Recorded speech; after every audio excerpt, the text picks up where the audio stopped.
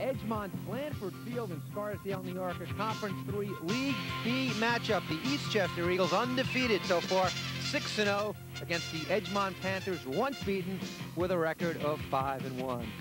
And hey everybody, Eric Lubitz along with Ray Kraske. An interesting matchup today. Undefeated Eastchester, just 2 games away from their undefeated season. And Ray Kraske, nobody could have expected an undefeated Eastchester Eagles season, could they? Yeah, as a matter of fact, I didn't think anyone would go undefeated in this league. I said in the beginning of the year that the winner of the league would end up probably losing 1 game, possibly 2. But Eastchester definitely is off to a great start. They have everyone's working together. I was at practice yesterday. They have that camaraderie. They care for each other. And another thing about going undefeated is the fact that you have to be lucky. And with luck, everyone has to be healthy. Eastchester doesn't have any injuries. All their starters are there on offense and defense. And Edgemont can give them a test today. But as well as I know, and you know, we just found out a few minutes ago that their 2 starting guards are out for this afternoon, and that's going to be a big loss for Edgemont. Eastchester, of course, has a great offensive line, but also a couple of good runners, Mike Palmiato and Elton Lee. And Lee has really exceeded expectations for his season, hasn't he? He's done really well. Not only is he fast, but he has that quickness. That's the advantage that he is so gifted with, going through that line, and he just spurts right through. Just a little guy, but Edgemont's runner, well, he's a big guy. Stefan Selberg had a great game on Cable 3 earlier this season, and Edgemont needs a good game from him if they're going to pull the upset.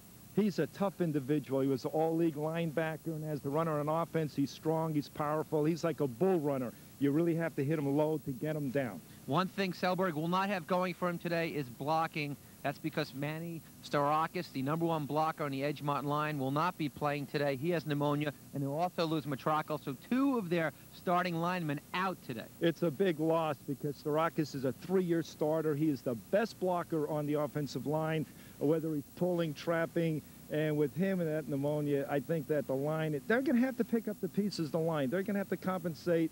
And even though he's not there, it's a tough game. Get behind, rally behind the team, and let's go to work. Shouldn't say, of course, they'll have no blocking, just, you know, missing the starting 40%, and that should hurt both ways, in fact, because they both starters on defense as well. Earlier in the week, we had a chance to talk to both coaches before they knew of the 2 injuries. Here's what they had to say. The 3 sub-500 seasons, this year's have to be a dream year for you and the Eagles. Well, as I said in the newspaper preseason prediction, I said to watch Eastchester that we would be the sleeper, and you know, we're 3/4 of the way there, but we still have 2 big games to go. Okay, now because you're undefeated, everyone guns for you, and hey, Edgemont only has 1 loss. Their season's on the line come Saturday. Well, an old coach of mine once said, if you want to be the best, you have to play the best and beat them. And Edgemont is certainly a class team. Brian Conley has developed an excellent program up there, so it's a big challenge for us, and hopefully we'll be able to meet it. What's pretty interesting is it's strength against strength. Your offensive line and your talented backs against their great run defense. Yeah, that's right. We have the Stantini brothers up front, which has been known throughout Westchester County, our offensive line. They do a great job moving people out. We've been fortunate. We averaged over 300 yards on the ground, and we have 4 good running backs, Mike Palmiato, Elton Lee, John Pitone, and Mauro Piccanini, and a young sophomore coming up to make it 5, Anthony Spada. So the guys up front have been blocking very well for them. Now, should they stop your run down and actually force you to beat them via the pass? Do you feel confident? I mean, Montesano did have a good game when you had a chance to use him against Ardsley. I have absolutely the utmost confidence in Todd.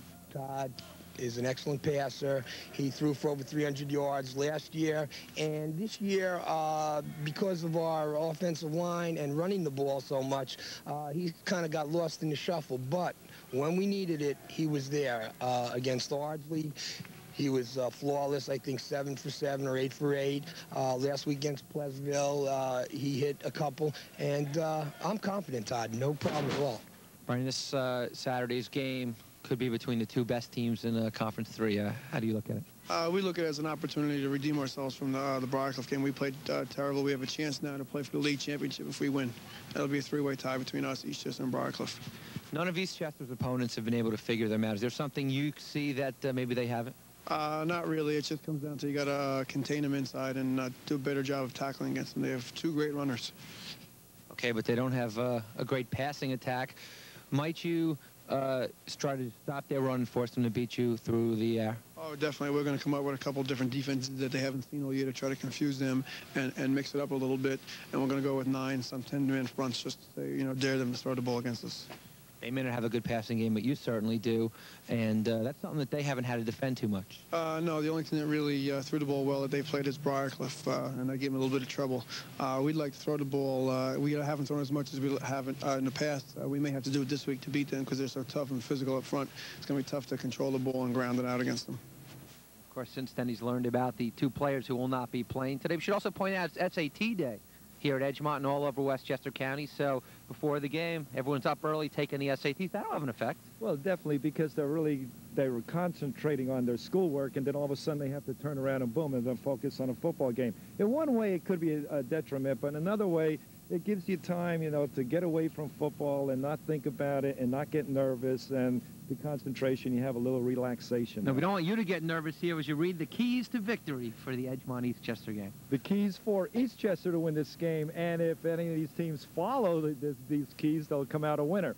Number 1, they have to contain Calamari. He's a leader, a field general. He can throw, kick field goals, run, and coming on strong after rushing 146 yards last week versus Irvington. Number 2, diversify the offensive attack. Eastchester is big, strong, and physical. The fact is already established that they can run the ball. A passing game would open it up for them. Disguise the defensive sets. Confuse the offense, especially Edgemont's passing game, by disguising the secondary coverage. And for Edgemont? For Edgemont, they must contain Lee and Palmiato. They complement each other. Both are hard, tough bull runners. They have to be tackled on the first hit. They get good yardage after that first missed tackle. They throw short, flood the zones. By this I mean the short, quick passes, flooding the zone, especially if Eastchester is in zone coverage, may put points on the board for Edgemont. And thirdly, Edgemont has to force Eastchester to throw the ball. To beat you, I would say number 1 priority would be to stop the run. If Eastchester is going to beat us, it's going to have to be by the pass. All right, so we'll come back. Eastchester and Edgemont. If Eastchester wins, the league is theirs. Edgemont wins, a share of it is theirs. Find out what happens next.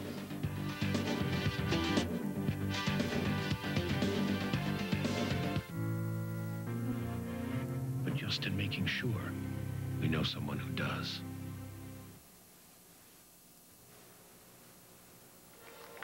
Okay, and we're moments away from Edgemont-Eastchester here at Edgemont's Blandford Field, and we'll take a look at the officials for today's League 3B contest. And the head referee today will be David Binhack, and he's the referee. Scott Davidson, the umpire. Jim Rich, the field judge, and Tony Longo, the head linesman. So David Binhack and crew, and they are out at the 50-yard line right now with the captains of the Edgemont team, and Eastchester captains haven't yet arrived there. So while we have that to wait on, we might as well tell you the last time these two teams played, it was way back in 1988, the first year that Brian Connolly coached at Edgemont. They went 0-8, the Panthers did, but this was a close game with a half 13-6, but Eastchester went on to win it. But since then, Edgemont's gotten a heck of a lot better, and this is the first time they've played since then. Look at the weather this Saturday afternoon. A little bit brisk, temperatures around 40, little windy, skies are cloudy, but sun is mixing in and out of the sky, and the field isn't in great shape. Now let's go back to midfield. David Binhack and the officials.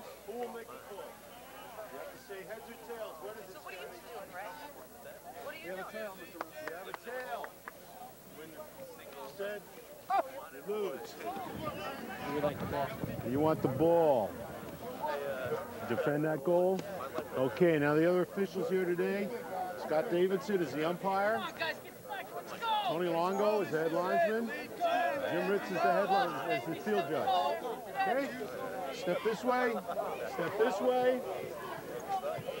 Edgemont wins the toss, receives. Eastchester kicks. Good luck to everybody. Good luck. Good luck. So it is the Edgemont Panthers. Good luck. with the football. It'll be Edgemont football, and the Eagles will be kicking off first to Edgemont. And Ray, how about that? Eastchester Eagles do not mind kicking off at all because they have a lot of confidence in their defense and knowing that if they get a good kickoff, that the defense will hold them and probably get good field position. One thing you can say for sure, it's a fact, it's known this year, there is absolutely great confidence in that defensive team. You look at the offense when they get the ball, there's a lot of good offensive running that they have amassed every game, close to 300 yards rushing. So you talk about having a great year, a good year, a super year, possibly an undefeated year. But kicker, they have to get past the Edgemont Panthers. That's right. On the right of your screen is John DiArco, and he's in his 9th year. He has 40 wins, 35 losses. And there's his counterpart, Brian Conley. We just talked about. Great job rebuilding this Edgemont team. And Brian Conley has a career coaching record of 34 wins, 24 losses, and 2 ties.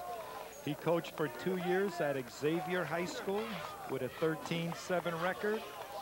At Edgemont, his record is 21, 17, and 2.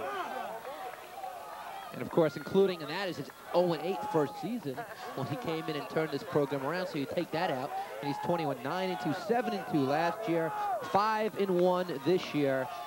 But it doesn't get any tougher than the undefeated Eagles of Eastchester. And the kicker for Eastchester, Jeff Moldari. And now, usually, but Ray, it looks like Elton Lee will be doing the kicking from the 40-yard line. So, not the usual kicker.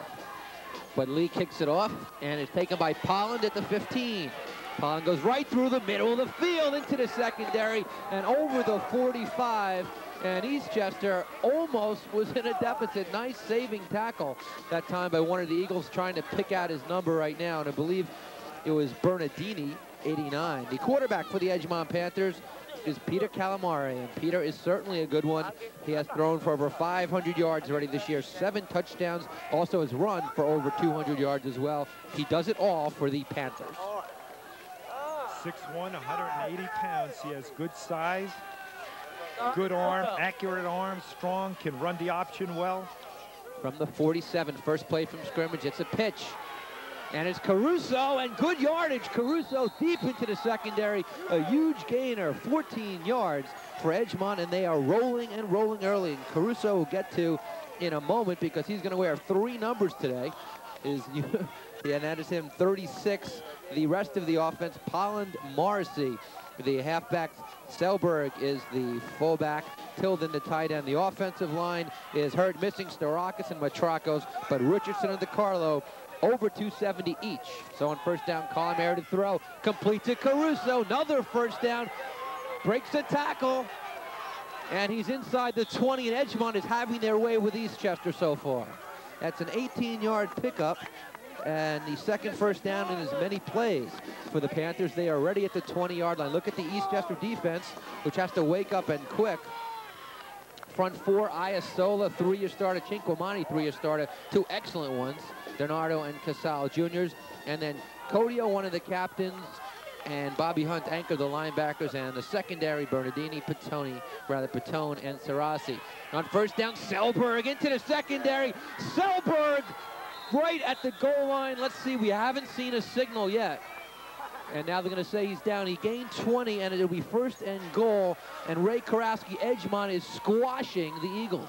Boy, Edgemont comes out with Caruso to the wide, to the left side, using his speed, good blocking, getting up good yardage, and they come back second play to Caruso again on a short pass in the flat, which was wide open, and now Selberg running it right down to the 1-foot line. And Selberg is stopped right there, and there the Eagles, good defense right at the line, and tough to see exactly who was there for the Eagles. About 3 Eastchester players stopped him. Well, you have the interior defensive line for Eastchester is very strong. It's difficult to run from tackle to tackle against that tough defensive line of the Eastchester Eagles.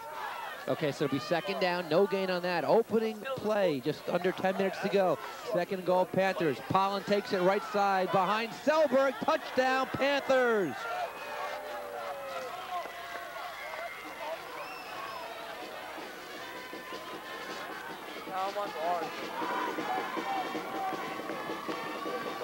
Andrew Collins, senior, 5'10", 165 pounds, a 3-year starter. Experience, he could have taken that maybe off tackle if it was open, but he dipped in a little bit, and he shot to the outside, crossing the goal line for 6. Calamari has kicked 15 of 16 extra points this year.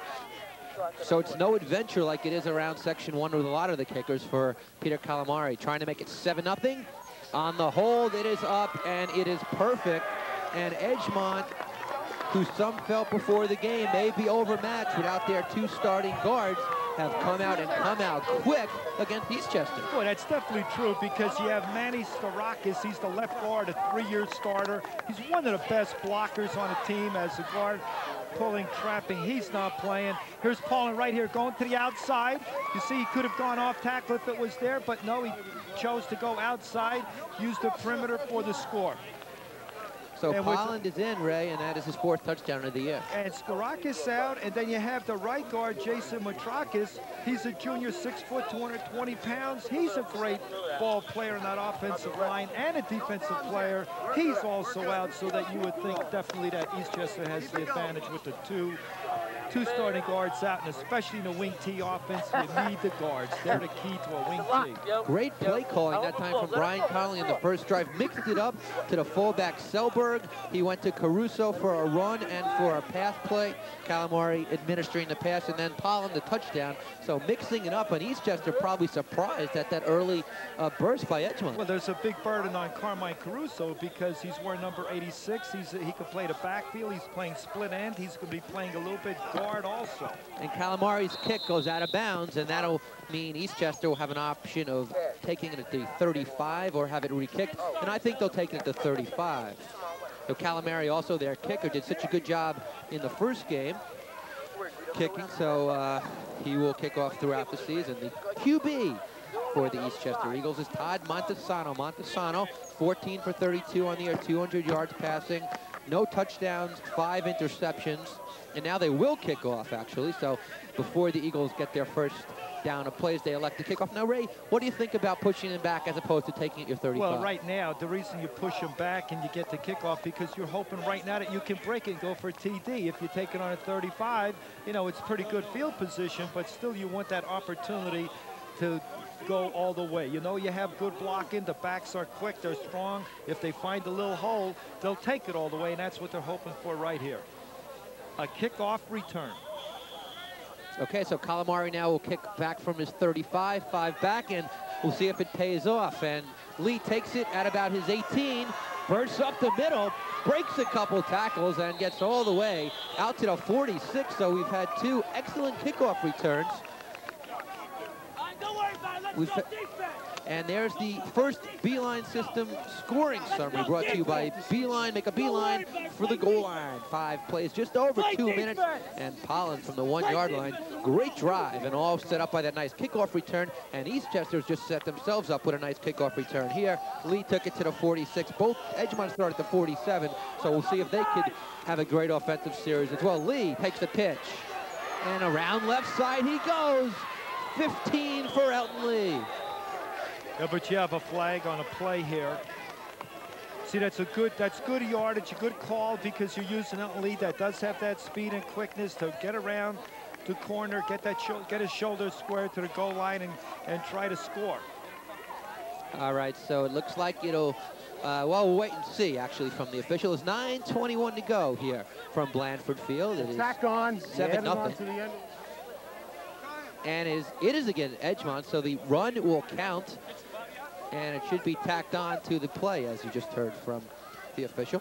See, that's what you call beating yourself. You know, Elton Lee that executes a good run there, good yardage, but then yards are tacked on to the run because of a mistake, a penalty by Edgemont, and that's what you call beating yourself. You know, those mistakes that it's not that the other team deserved that extra yardage, but you gave it to them. Defense, 15 yards, the end of the run, first down. And that hurts. 15-yard penalty, second penalty against Edgemont. They've been penalized for 20 yards, and suddenly the ball's at the 25. We talked about maybe a defensive battle, but it's certainly not shaping up that way. from the 24-yard line now. Now, last play, Elton Lee ran that. He has 127 rushes for 776 yards coming into this game. Gets the call again, goes to the left side for a few, and it'll bring up a second down. Chance to look at the Eastchester offense around Todd Montesano. Lee and Palmiato are the excellent backs. Leave it over 700 yards rushing. Palmiato over 400. Ackerson is the split end. Bernardini, the starter. They'll rotate 3 flankers. Cinquemani, the tight end. There's the offensive line, and they call themselves the Santini brothers. Hunt, Iasola, 3-year starters. Donardo, a good one. They're all good. 3 on the carry. Second down, Eagles. And Lee gets it again, a short gainer for Elton. It'll bring up a 3rd down situation for Eastchester. Taking a look at the Edgemont defensive front 5 with Matrakis out. Pillersdorf comes in, takes his place. Richardson is 270, and at defensive tackle, he's a tough one on the front 5. And the rest of it, Starakis out at linebacker. Scavati takes his place. Selberg's a tough one at linebacker, and they're very experienced in the secondary. 4 seniors. 3rd down and 5. Palmiato gets the call, and he slips on the soft field, and he only gets a couple, and will bring down a 4th down. But, Ray, it looks like they will go. They're definitely going to go for it, but you have to look at Edgemont, the defense. They have to be cognizant of Lee. Lee will carry the ball. He's quick. He'll pick up the yardage. But then they really have to watch Palmiato because he's a hard runner. And the Edgemont defense, once they make a hit on either Lee or Palmiato, they have to wrap and make the tackle immediately. 4th and 5, 7:40 to go. They'll go for it on 4th down. They need to get to about the 13. Montesano hands it off to Lee. Nice break to the end zone. Elton Lee is thrown out of bounds, but a good run by Lee Calamari.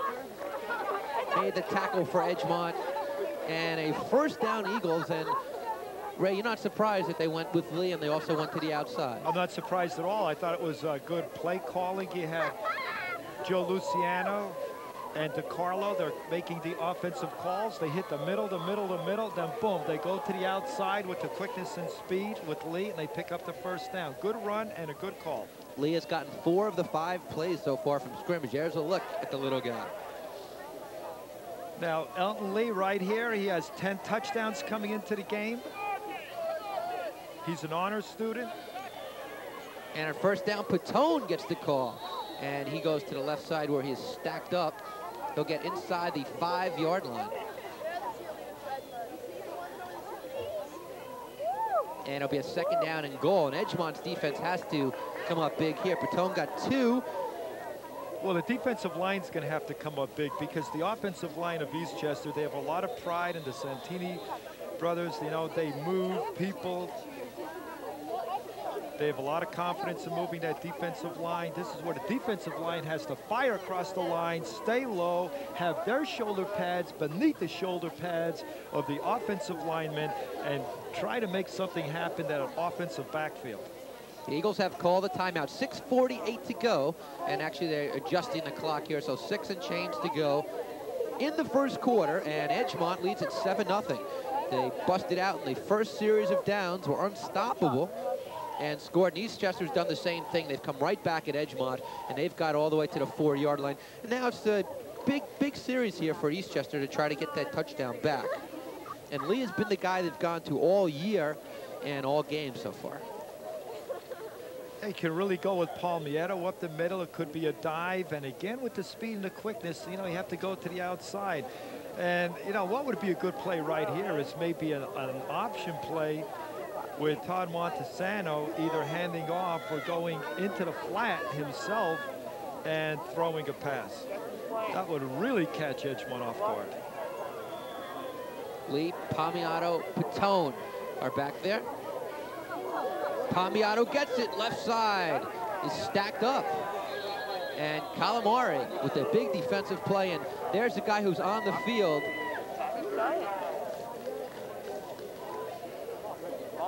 Every play for Edgemont. Calamari's a 2-year starter. He's an honor student. Last year he was honorable mention All-League. Robert Cinquemani, he's the tight end. 3rd down, they've got to the 2. Elton Lee with a nose to the end zone, and Ray, I think he got inside the one, tough from our vantage point, but he will be short. Lee got one, he needed the two. And Lee almost fumbled on that play because he did lose the ball. You know, it popped up, concentrated, focused it right into his hand. I'm going to see right here. Here's Lee right there. The ball pops up, boom. He gathers it in, and luckily he gathered it in right there because that could have been a fumble, and Edgemont was around that ball. They may have come up with a big, big play. So it is a 4th down and 1. Eagles made it on their only 4th down conversion just a few moments ago. Big play already in the game. Palmiotto, touchdown.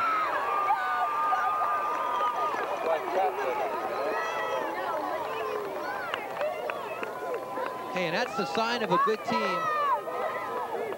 2 4th down conversions. That one, of course, they had to go for, and they made them both. A 1-yard run for Palmiotto, and it is 7-6.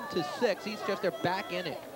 Palmiotto's 5'10", 175 pounds, co-captain of the team, a 3-year starter, and Coach DiArco said he's one of the best all-around players that he's ever coached. Doug Sarasi, 18 for 20 on the year for extra points. This one will be to tie things up. The Eagles have struck. It's been an offensive battle so far. And Sarasi does just that. He hasn't attempted a field goal all year, but continues making his extra points, and we are tied at 7 apiece with 5:17 to go. A lot of offensive fireworks, and both scores being set up by the nice kickoff returns, each team over their 45, and here's the touchdown. Here's Palmiotto going right through the line. Nice and low. You have to give credit to that offensive line. They had to surge. They fired out. They beat the defensive line right there, and that's all Palmiotto needed. Just a 1 foot or 2, and then with his speed and the strength of his legs, taking it in, going across for 6. Follow the right side of the line, and it's been very, very interesting so far here. 7-7. And Elton Lee has been the guy pretty much for Eastchester. Of course, that big penalty really hurt Edgemont as well. That was a killer right there, because it's nothing that Eastchester earned. It's something that Edgemont gave to them.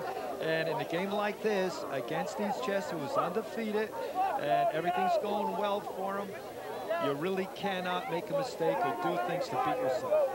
So Lee will kick off again. Now, remember, last time he kicked off, Polland got the ball and ran it back all the way from about his 15-yard line to the 47.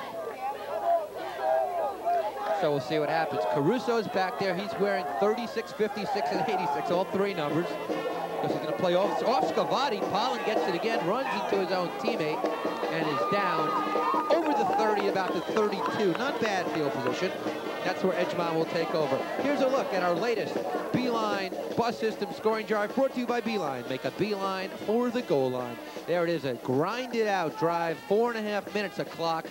Palmiotto, the 1-yard run. The key plays, of course, Elton Lee, 2 nice runs of over 10 yards. And as we mentioned, that big 15-yard penalty. And another key to that drive was that Eastchester did it errorless. There were no mistakes. Edgemont football averaging 13 on 1st down, and they're throwing to Caruso, and it's off his hands. And good coverage that time by Patone back there, and Doug Sarasi for the Eagles. You're going to really have to watch Calamari, because coming into this game, he has 44 rushing attempts for 213 yards. He can run. And Ray, there is a guy, Manny Starakis, unable to play, best blocker for Edgemont, but he has pneumonia, and it's amazing he's actually at the game. Yeah, you would think he'd be at home in bed, keeping warm. What a competitor. 2nd and 10, and that's Zellberg, the fullback, into the secondary. There he goes. Finally knocked out of bounds by Spano. Boy, Zellberg with a good run there, showing his speed. A senior, 5'11", 200 pounds, a 2-year starter. Last year, he was an all-league linebacker. Greg Spano knocked him out of bounds, and usually when you have a big bruising fullback, you don't outrace the other team's secondary. Well, that's what happened. What a game.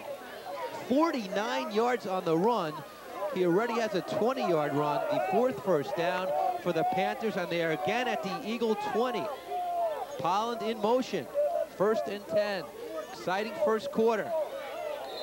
And it went right up the middle to Selberg, and he picked up 3 that time. Stefan Selberg, Ray, over 500 yards rushing coming in. He has 101 rushes for 544 yards and 5 touchdowns. His best game was against Rye, the first game of the year. He had 131 yards rushing and 2 touchdowns. Was our Cable 3 MVP, Edgemont, in their opening game victory over the Garnet. Selberg in motion, pitch to Caruso. And he gets all the way down to about the 11. He should be short. It should be 3rd and 1. And Ray, this will give us a chance to talk a little bit about Carmine Caruso, because look at his number there. It's 36, 56, or is it 86, you see? Now, why does he have to do that? Because then when he takes the tape off, he'll be number 56 and he'll play guard, because of the 2 starting guards who are absent this afternoon. He plays split end, he'll play guard, and he'll play in the backfield. And he's the backup quarterback. He does it all. Selberg gets the handoff, and he should have enough for the first down. And then Carmine Caruso, if he has any time, they want him to work at the concession stand, maybe sell some tickets at the gate, and work on the field a little bit. And Selberg does get the first down. He's at the 7-yard line. It'll be 1st and goal, Edgemont. And Selberg's a tough individual. He was voted the most valuable player in the hockey league last year. They were hockey champs, defeating Eastchester for that hockey championship. Gets the handoff again through the left side, gets inside the 5. Picked up 2, maybe 3, and it'll bring up a 2nd down and goal. And we did not, anyone who you may have thought was going to win the game, nobody expected an all-out offensive war here. The defenses have been able to do nothing on either side. That's really surprising, because the offense out here for both teams, they're shining. It's a scintillating offense for both teams, because defensively coming in, they have a strong reputation. 2nd down and goal to go. Calamari keeps it for the end zone. Touchdown, Edgemont. And it looks like Edgemont's having a lot of success running ball to the outside. They're attacking that perimeter. Not doing well from tackle to tackle up the middle, but very successful on the perimeter game. Peter Calamari, we told you he can run the ball. Over 200 yards rushing. And when Irvington last week took away Edgemont's ground game up the middle, Calamari exploited them to the outside for over 100 yards. And he does it here. Calamari did that on a bootleg, and the 2 guards were pulling, and a good blocking. Great run by Calamari. He can really do it all. He has the keys to the car. And Calamari, who's almost always perfect on the extra point, misses. Off to the right, and that's a big miss. He is 16 for 17 going to that one. But don't forget, you know, you look at a college or professional game, you have someone who all he does is kick extra points and field goals. Calamari just ran for the touchdown, went in there to kick. Does that have any effect? Well, the thing is, he's doing it all. You know, he's playing offense, he's playing defense, he's passing, he's running the ball. He has to go and kick, because nobody does it any better than him. You can see right here, you see number 56? That's Carmine Caruso. Caruso pulled on it. Carmine Caruso played guard, did an excellent job pulling, and a great block. That block is what got Calamari in there for the touchdown. Then Calamari has to turn around, and he has to kick the extra point. Hey, he does it better than anybody else. He's called upon it, so boom. They expect him to make it, but it does happen, you do miss. 16 for 18 now on the season. And Caruso took off the tape, and he got to play the line right time, made the key block. And Edgemont's, Brian Connolly says of Caruso, he is our best player. We're going to have a hard time finding out exactly where Caruso is on every play. He's either going to be at split end, a back, a guard, whatever. 13-7, still waiting for the defenses to stop something. Patone at his 14. Takes it out over the 30-yard line to about the 34. Where he's tackled by Joel Festenberg. And the Eagles will start at their own 34. So it is 13-7, and our 3rd Beeline bus system scoring drive brought to you by Beeline. Make that Beeline for the goal line. 7 plays for the Panthers. Took them about 4 minutes, and they marched 69 yards. Calamari with the touchdown. Don't forget the big 49-yard run by Selberg. And don't forget Mauro Piccinini for Eastchester, a starter on defense and a back in the offensive backfield. He is out. He's not even dressed. He has a back injury. Elton Lee on first down into the secondary for 5 yards, where he's stopped by Scavati and guess who? Calamare. But a good gain for Lee. Lee's 5'7", just 160. And Ray, it looks like he's even less than 160 what he's very listed quick, as. he's fast, he runs the 100-meter dash in a track team. He's the second leading rusher in Westchester County. Sanders of Ossining is #1, and if Sanders did not move from Alabama to Ossining, Elton Lee would be #1 rusher in the county. Second down, he's been the thrust of the offense. Patone gets another call, gets to the outside. There's flags down, though. And a good gain all the way inside the 45-yard line. But we'll have to see if it comes back or not. And Ray, they're going to John Patone a lot more than usual today. Well, John Patone is very strong, fast. He's almost as fast as Elton Lee. And sometimes when he runs sprints, you know, it's a dead heat. You can see right here, there's a false pull by Eastchester. They're pulling to the right and Patone to the left. Repeat second down. But it will come back, so Patone's run is wiped out, and instead, the penalty. And that'll put it all the way back to the 30, so. That's what you call an influence play. You have a guard pulling right, and then the players run to the left. You're trying to influence the defense, if they're reading keys, to follow the pulling guard, and that gives more room for the runner, and not many ball players on defense chasing after him. Lee with the right side. And he's hit by Tilden. Good play, Craig Tilden, defensive end, senior, and he stopped Lee that time. They haven't been successful in stopping Elton on the outside, but that time. Well, Tilden's tough right there, #8. He's 6'1", 200 pounds, co-captain of the team. He's a 3-year starter. Boy, when you have guys starting varsity for 3 years, they have that hunger in their eyes, that burning desire, and they know what to expect, and they can read the plays quickly, be there, and make a good tackle. Third and long for the Eagles. They've not converted yet on third down, but they are 2 for 2 on fourth down conversions. Final minute of the first quarter. Here comes Tilden again. Montesano in trouble. Goes down.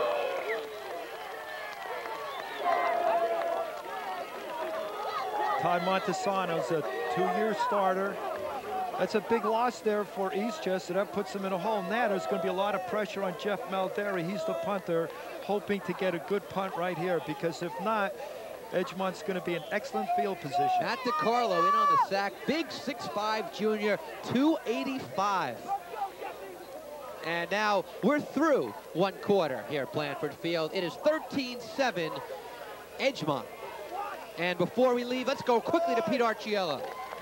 Thanks, Eric. Sometimes you can't teach experience. On paper, with the 2 players out for Edgemont, Eastchester certainly has an advantage. But Brian Conley told his kids, you've been in bowl games 2 years in a row. The Eastchester program's been down the past few years. So these kids haven't been in a situation like this for Eastchester. They are in a tussle today. So experience may hold out in this game. Eric, Ray. Thank you, Peter. And Brian Conley, last year bowl winner.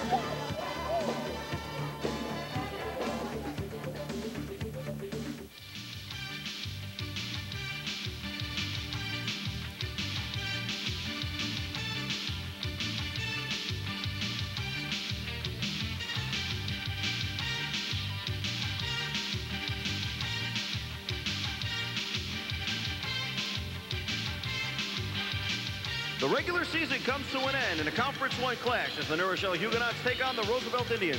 You can catch the action exclusively on TCI Sports. Is there life after baseball?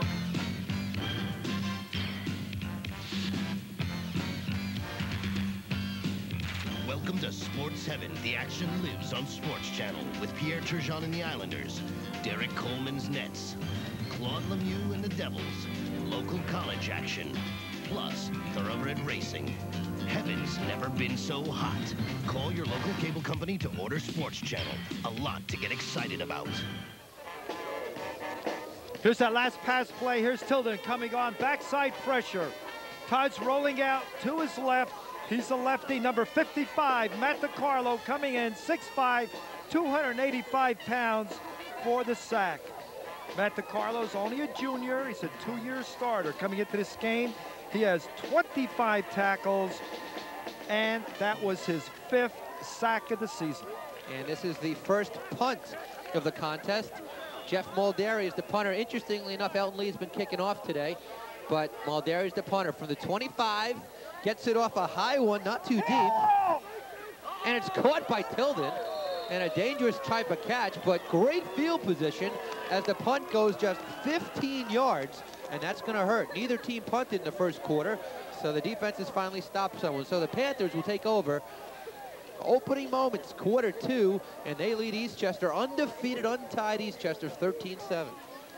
And Tilden right there did the right thing, because that's what you want to do. You want to catch the ball in the air. If you let the ball hit the ground, it may bounce a 15, 20 yards behind you.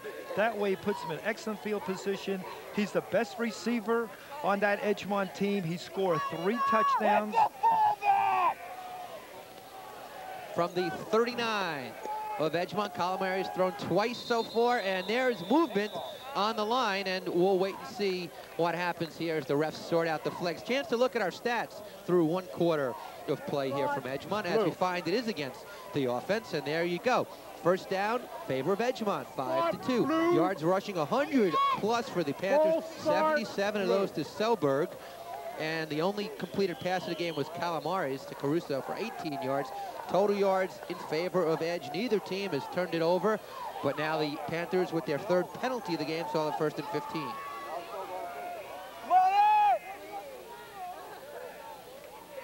Calamari to throw, plenty of time, going for it all to Caruso. No, he doesn't. In and out of the hands of Caruso. Sarasi was back there, Patone was back there. Good play, Eastchester. But the ball was just thrown a little bit short. If that ball would have been maybe a couple of yards farther down the field, he was wide open. He did beat the defensive secondary. Here's Caruso. This ball right here just thrown a little short. See where he has to wait? He has to wait. Caruso got to wait. Okay, it hit him, and boom, the ball was knocked out. 3 guys around also him. Bernardini, the 3rd Eagle back there. So maybe not the greatest chance to complete the pass, but they went for it. It'll be 2nd and 15 from the Eagle 44. Selberg in motion. Pitch goes to Polland, following Selberg. Uh-oh, forget about it. 1 to beat him. Touchdown, Edgemont. Boy, the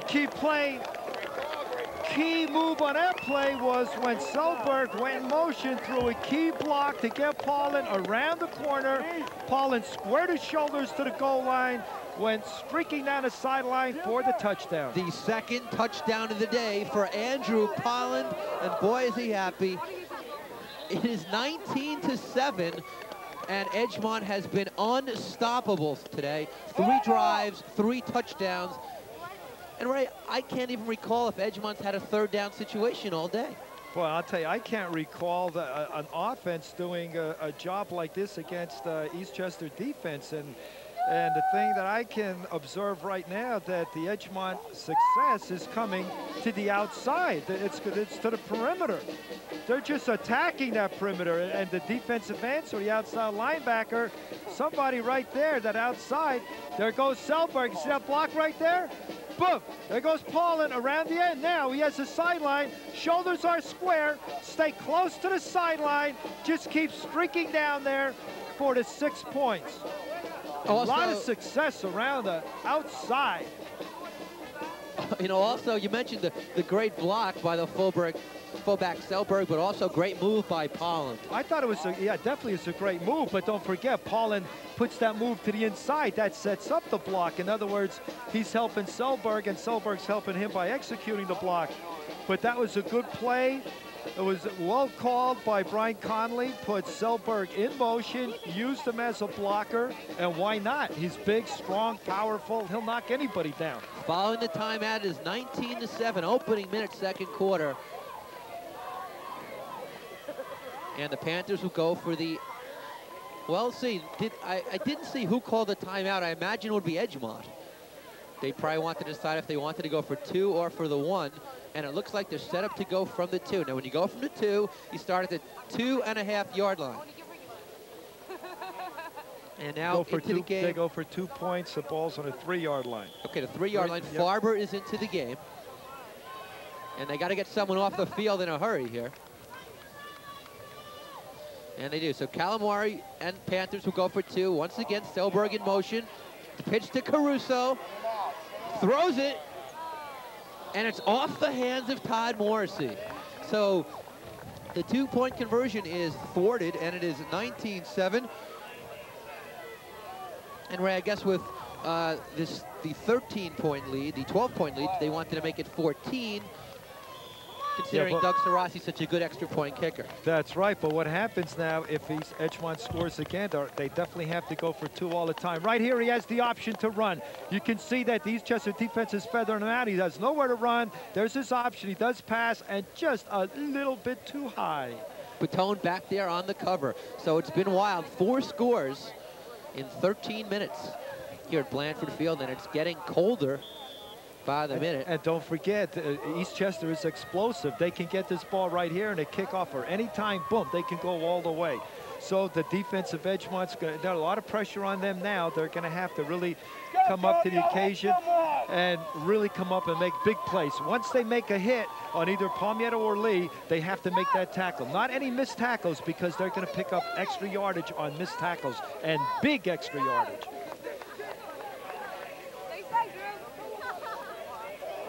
This will be the 3rd kickoff for the Panthers. Calamari from his 40. Lee is back with Palmiero. They kick it away from them. It could be out of bounds. No, it's picked up by Cinquemani at about his 25, 27. We'll see where they exactly mark it. But I guess he had to pick that up because you don't want a loose ball going in there. And hey, it's time for our latest Beeline bus system scoring drive. Make a beeline for the goal line. Couple plays, didn't take them long, less than a minute. And when you only have to go less than 40 yards, well, Pollen did it. The big touchdown. It's actually a 44-yard touchdown because of the 5-yard penalty before that. So 44-yard touchdown. 19-7 Edgemont. Montesano and the Eagles get things going. Lee, and he's sniffed out. And in on the tackle is big number 55 defensive tackle Matt DiCarlo. Well, the defense is doing an excellent job so far right there. That's exactly what they have to do. They have to gang tackle. They have to be at that spot. Don't leave a little crease or anything in that defensive line, because Elton Lee will find it, and he'll just squirt right through. And there are the Eagles, and they're suddenly trailing by 12, undefeated. Haven't been trailing by this all season. So it's something they have to come back from now. Montesano gives to Palmiero, who gets into the secondary. So good run by Palmiero. Finally hit by Dave Farber, defensive end. But a good run by Mike, as he'll be close to a first down, bring up a 3rd and short. And Mike Palmiero, coming into this game, has 71 carries for 494 yards and 8 touchdowns. And how about that? Lee with 10 touchdowns, Palmiero with 8 touchdowns, and he had his 9th touchdown in the first quarter today. Big play here, 3rd down and 1. See if they give it back to Palmiero. He's set up with Lee. Bernardini is spread out wide, and good defense, Edgemont. Well, that's a key play right there. And guess who made the play? Carmine Caruso.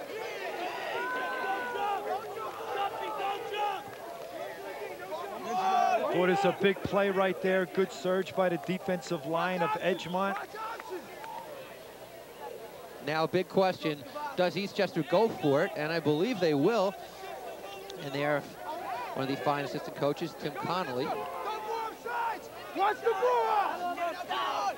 Remember, Moldari is Eastchester's punter. He's not in there at all. So let's see if they just, no, they will go for it. Lee, first down. And finally tackled by Polland, and Polland may have saved a touchdown. And how about Briarcliff and the Eagles going for it in their own territory, and calmly they're now 3 for 3 in 4th down situations. They've done it all year. Lee with a big pickup. And Lee almost breaking it for a touchdown. That was a heck of a call. You have to give John Briarcliff a lot of credit, and making it is because he has so much confidence in his offensive line, and the backs running the ball. You can see right here, Elton Lee, he found a little hole. That's all he needs. He squirts right through. Fumble, Richardson might have fallen on it. Let's see. He did. Edgemont football. Boy, this is disheartening right here. Oh, wait a second, wait a second. Now the officials, one has ruled Edgemont, one has now ruled Eastchester. Boy, I'll tell you, if Edgemont gets that ball, it's going to be disheartening for Eastchester after that run. But they give the ball to Eastchester. Oh, Eastchester football. And Brian Conley out in the field furious.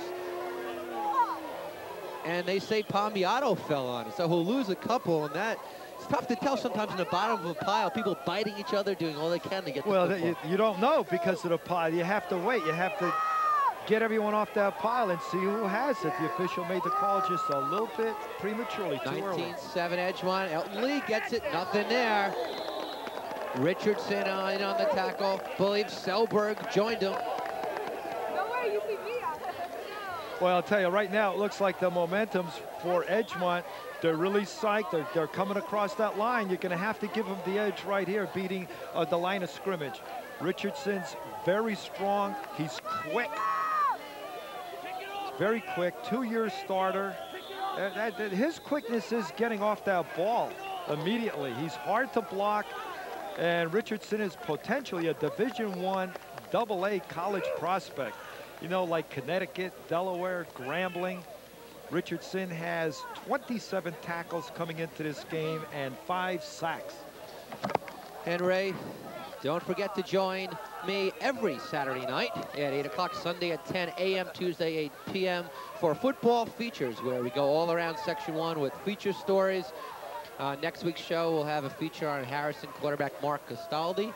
And it's football features as we near bowl time. You want to watch that precedes our high school football game of the week each and every week. And speaking of our game of the week, next week we'll be at Roosevelt for Tony DiMattio's undefeated Roosevelt Indians against the New Rochelle Huguenots, who still entertain bowl possibilities. Well, Roosevelt has White Plains today, and New Rochelle has Mamaroneck.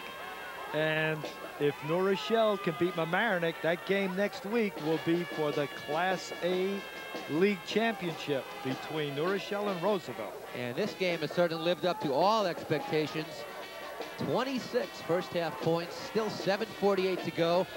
And Eastchester has just called the timeout because they have a 3rd and long. And they have still yet to convert a 3rd down situation today. Yet they're 3 for 3 on 4th down. We'll see what happens here. Lee, outside, doesn't get out. Selberg was over there. Richardson was over there.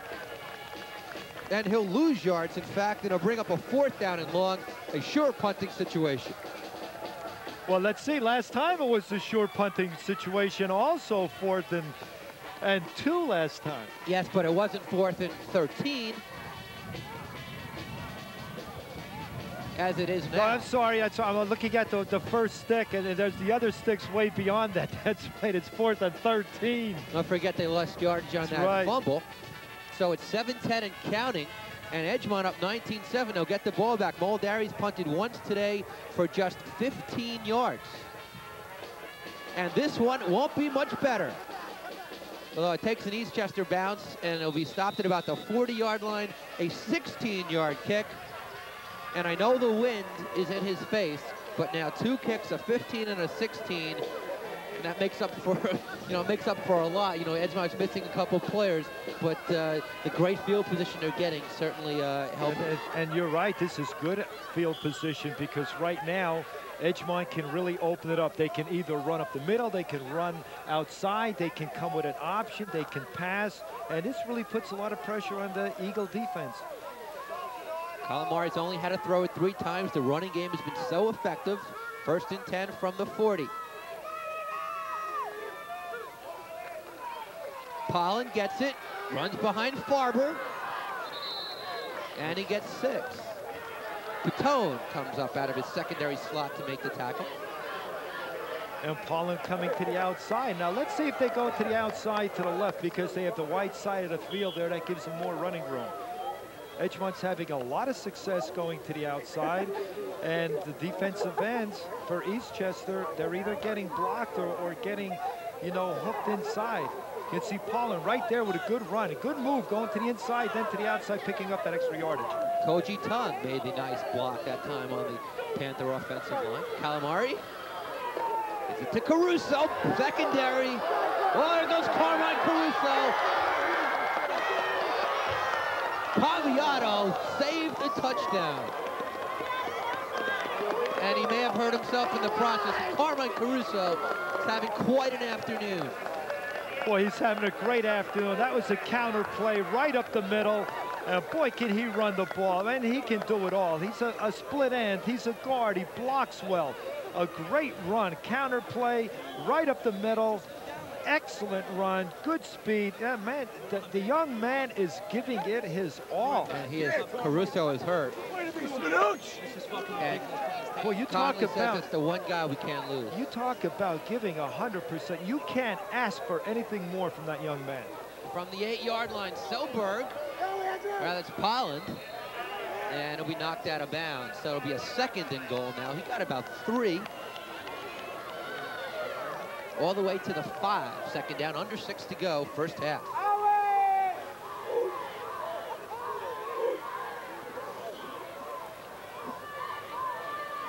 I'll tell you this, Edgemont offensive line is not doing a bad job blocking also.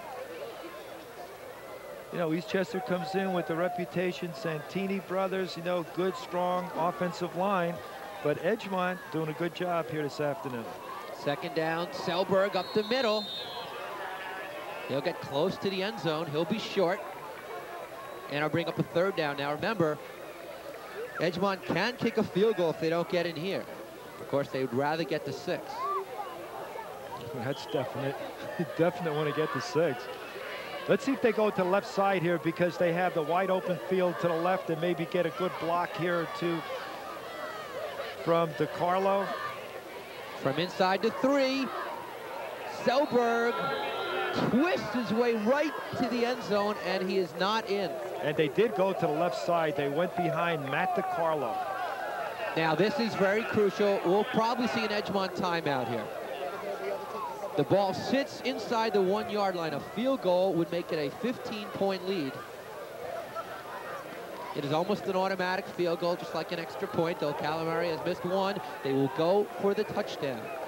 4:54 to go. What a huge play this is. 4th and goal from the 1. Selberg stopped.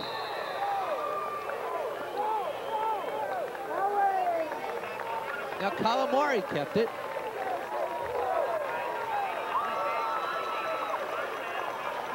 And Ray, the Eagles came up big. A great defensive goal line stand right there. Right there, because that would have really psyched up Edgemont. It would have given them the impetus and the momentum. Oh, boy, that the goal line defense did the job. Let's see if we can see that one more time. Great goal line stand all the way from the 1-yard line. Here it is. Watch Calamari, 16.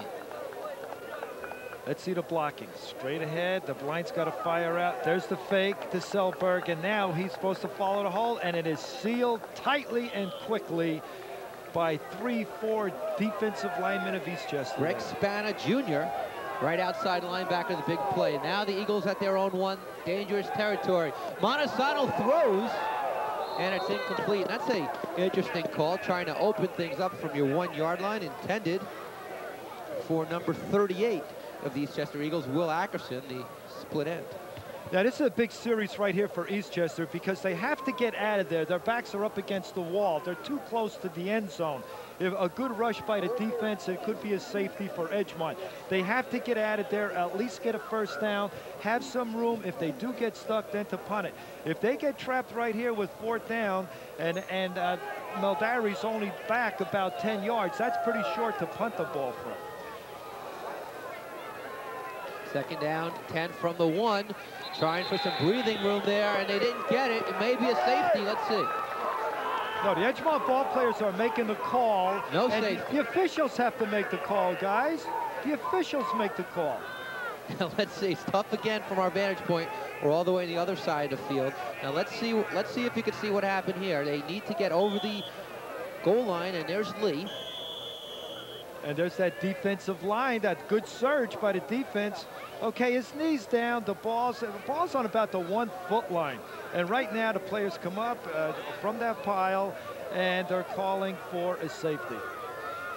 We have hit the 4-minute warning here at Edgemont's Blandford Field. It is 19-7 Edgemont. This is a big series, Eric, right here for Edgemont. If they can hold them, they're going to get good field position and a good advantage and a good chance to take it in for another score.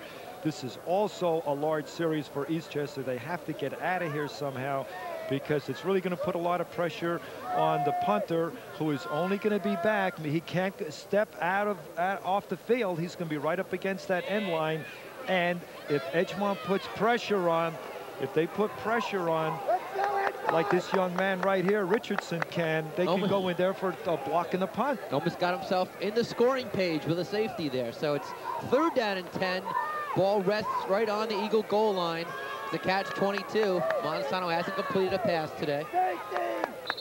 Oh, and that could be offside Edgemont, and that not a good move. A mistake there, number 65 on the defense, Andrew Pillersdorf. And Ray, the only reason he's playing defense is because of Jason Matrokos' injury. Oh, see, you can't make mistakes like that. You can't do that. You have to wait until that ball snaps. You watch the ball. You can't go on any count, noise, or anything that the opponent will try to draw you off. That's where experience comes in, but that was a mistake. And again, these little mistakes, you can hurt yourself. You can kill yourself in a game like this. Now it's 3rd and 5. Elton Lee, Selberg gets him, and he'll be short of the 1st down. Holland also in on the hit, and this should be a punting situation. He needed 5, he got 2. As Selberg finished him, 3:16 to go and counting. And then the adventure coming up here, the punt. Muldari has not been successful on his 2 attempts.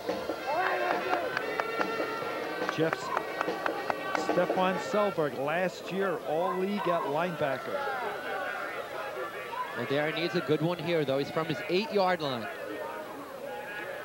Caruso is back, got the tape off, not playing line here, and Tilden is back. And it's a good boot by Muldari, and Tilden takes it. And he drives about 5 yards to the 30.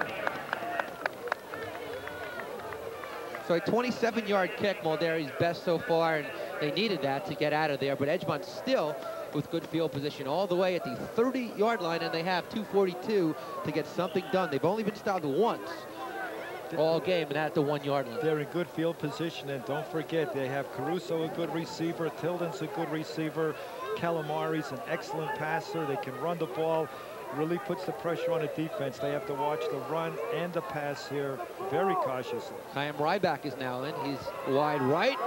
Selberg.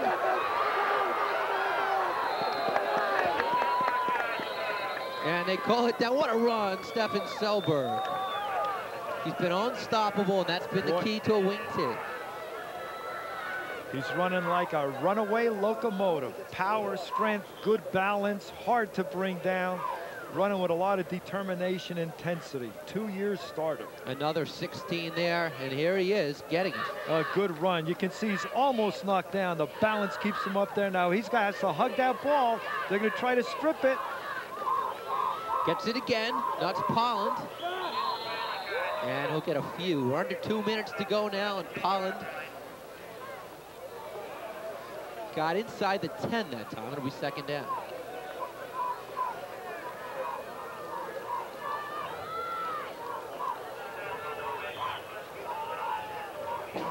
Second down. To get a 1st down, they have to go down to about the 2-yard line. If they don't get it, maybe a possibility here of us seeing a field goal attempt.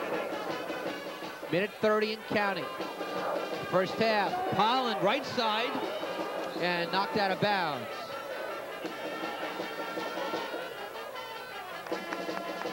Set the ball, Jim. Patone made the tackle, Ray, and here it is against Selberg, where Polland's been following a lot of this game. And again, they're very successful going to the outside. Polland's a 3-year starter. He has that experience. He dips in, goes to the outside. Polland's an honor student. He's a GO officer at the school. He's an outfielder on a baseball team. Coming into this game, he has 47 rushes for 319 yards and 3 touchdowns and 3 receptions for 63 yards.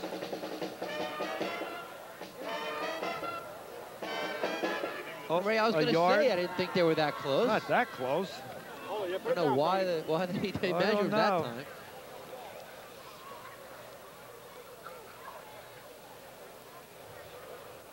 Big decision right here. You know, Eastchester, the goal line defense proved last time that they can hold.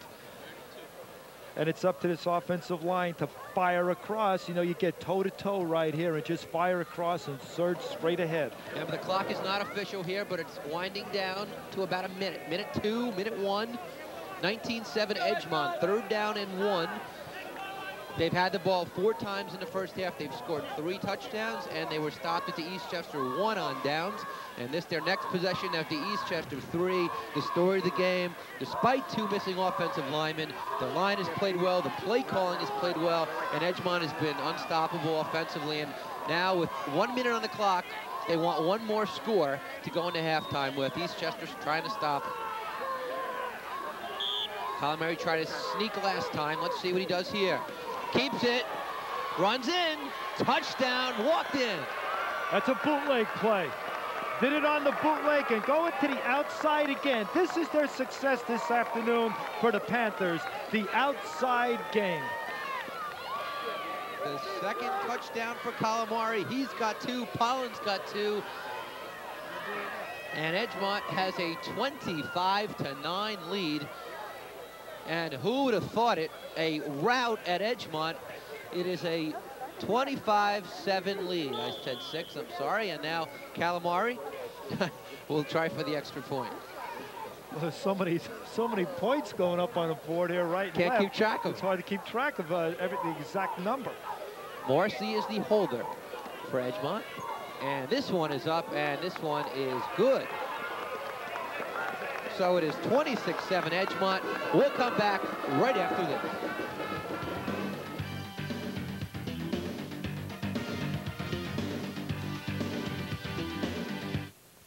Riddick Bowe is ranked #1 in the world. How he got there is simple. December 1991, knockout. April 1992, knockout. July 1992, knockout. On November 13th, Riddick Bowe will fight Evander Holyfield. Will Bowe be the next champion, or just next?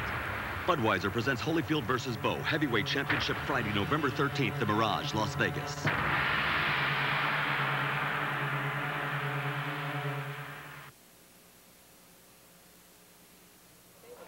So it is 26-7, 33 points scored, and this game is by no means over because Eastchester is a very powerful offensive football team too. Edgemont has sort of figured them out a little bit by going with some 8, 9, and 10-man fronts. And if Montesano can throw a little bit, he might have some touchdowns. That's exactly right. They are going with the fronts, the 8 and 9-man fronts, because I think that the philosophy here this afternoon that Brian Connolly is showing is that, hey, we are going to stop the run. That's what we want to do. That's a #1 priority. If Eastchester's going to beat us, they're going to beat us with the pass. But by God, we're going to stop the run. And they've been very successful with that. Calamari will kick off from the 40. Lee, Palmiato, Patone, the deep men for the Eagles, and there is Mr. Calamari. Couple touchdowns, kicks it short, keeping it away from the speedsters, and it's taken by one of the up men, and he'll get over the 40-yard line. That might have been Bernardini for the Eagles, Dave Bernardini, and Eastchester will start 1st and 10. Here's a look at the touchdown, Ray, Calamari's keeper. You're going to see Calamari right here. You can call it a keeper, but it was a bootleg right here. You see that? There's the fake. Now it's a bootleg. He's bootleg, going around, looking for that block. There's the seam, the crease, the hole. He goes through for the 6. Final minute. Eastchester has 35 and change. 35 seconds. Montesano to throw, and it's batted away. It's batted away, and that's exactly what Edgemont's doing. I can see it right now. That's their philosophy. They want to stop the run, and by doing that, they're putting a lot of pressure on the quarterback. There it is, the beeline. Bus system scoring drive. Make that beeline for the goal line. 5 plays for Edgemont. 30 yards, Calamari. The big play. Polland ran the ball 4 times on that drive. 26-7, 30 seconds to go. Montesano's 0 for 2 today, passing it. They haven't had to throw too much this season. As they hand off to Patone, Edgemont will give them that. He'll pick up about 10. And the clock is under 19, ticking, and let's see now. Eastchester stops it. Well, maybe it'll be stopped for a measurement. We'll see. They look to be just short, which would make it 3rd in inches. The downs aren't really important here. I think this is going to be a close one right here, a close one. If it's short, it may be by an inch. If he makes it, it'll be by an inch. 17 seconds on the clock.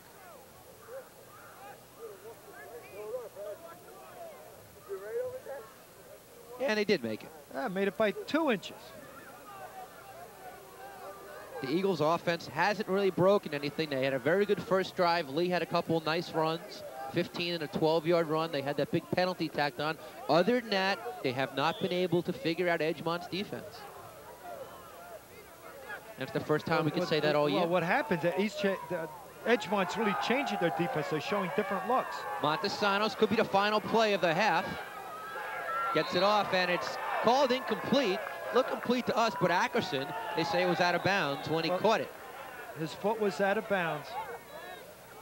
Now, there are flags down. The clock is at 0. Illegal pass. That's the end of the half. They threw above the line of scrimmage. Past the line of scrimmage. Can't do that. Nope. And that'll be declined. And you know what? Edgemont is fired up as they run off the field here at halftime.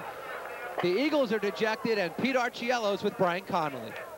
Thanks, Eric. Brian, you could not have expected this. No, we've played tremendous. All the kids have sucked it up with the 5 starters missing. They've all done more. We've devised the game plan to take advantage of not using our guards as much. The fullback's kicking out. He's going out wide. And every kid just reached down a little bit deeper inside to do what they can. It really means a lot to the seniors. It's their last home game here, and it's the last time they're ever going to play on this field. Some of these seniors have played together for 10 years, and they're just putting it all together. Obviously, you didn't know you were going to lose these 2 kids until Wednesday and Thursday, so you had to change the game plan probably yesterday. Are you surprised with how quick the kids picked it up? No, it's some things that we've had in a little bit, basically, and we just emphasized it more Thursday. We were here Thursday and Wednesday and Thursday night till 7:30, 8 o'clock in the gym doing it. Okay, Brian, good luck in the second half. Eric and Ray, back to you. All right, Ray, so it is 26-7 Edgemont, and the Eagles are undefeated, but unless they do something drastic in the second half, that's going by the wayside. We'll come back. We'll have halftime downs.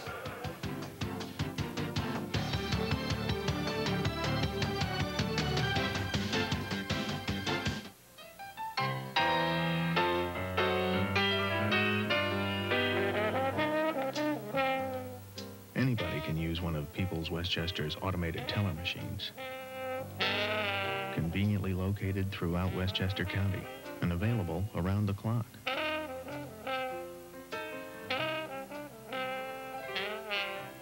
Well, almost anybody. People's Westchester Savings Bank. A nice bank.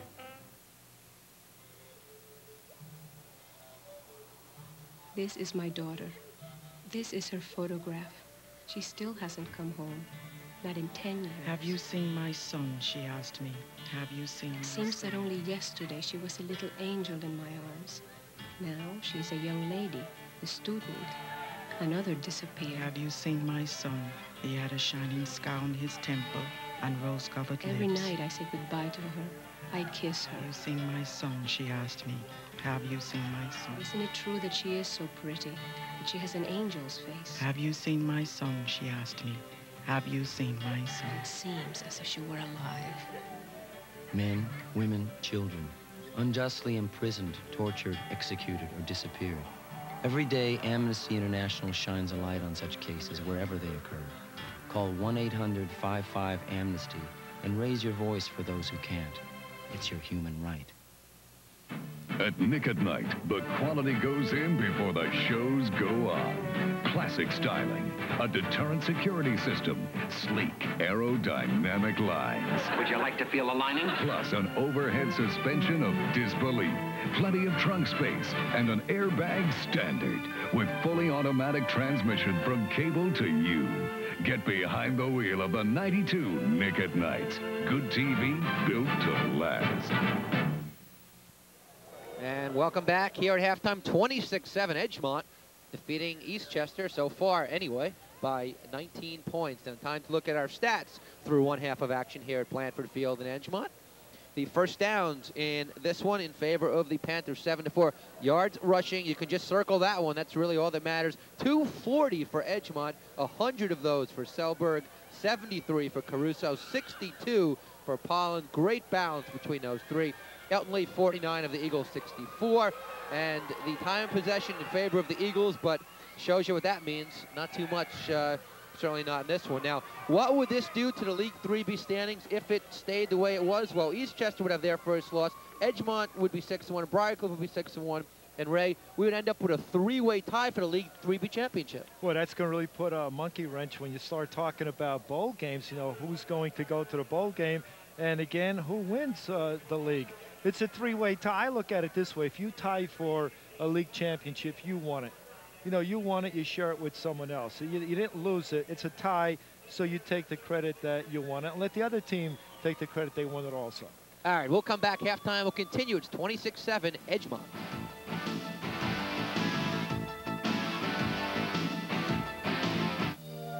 We take a lot of pride in what we do.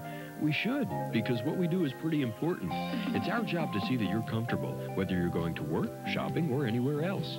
We drive the buses for the Beeline system, and when it comes to traveling in Westchester, we want to give you the most pleasant ride possible.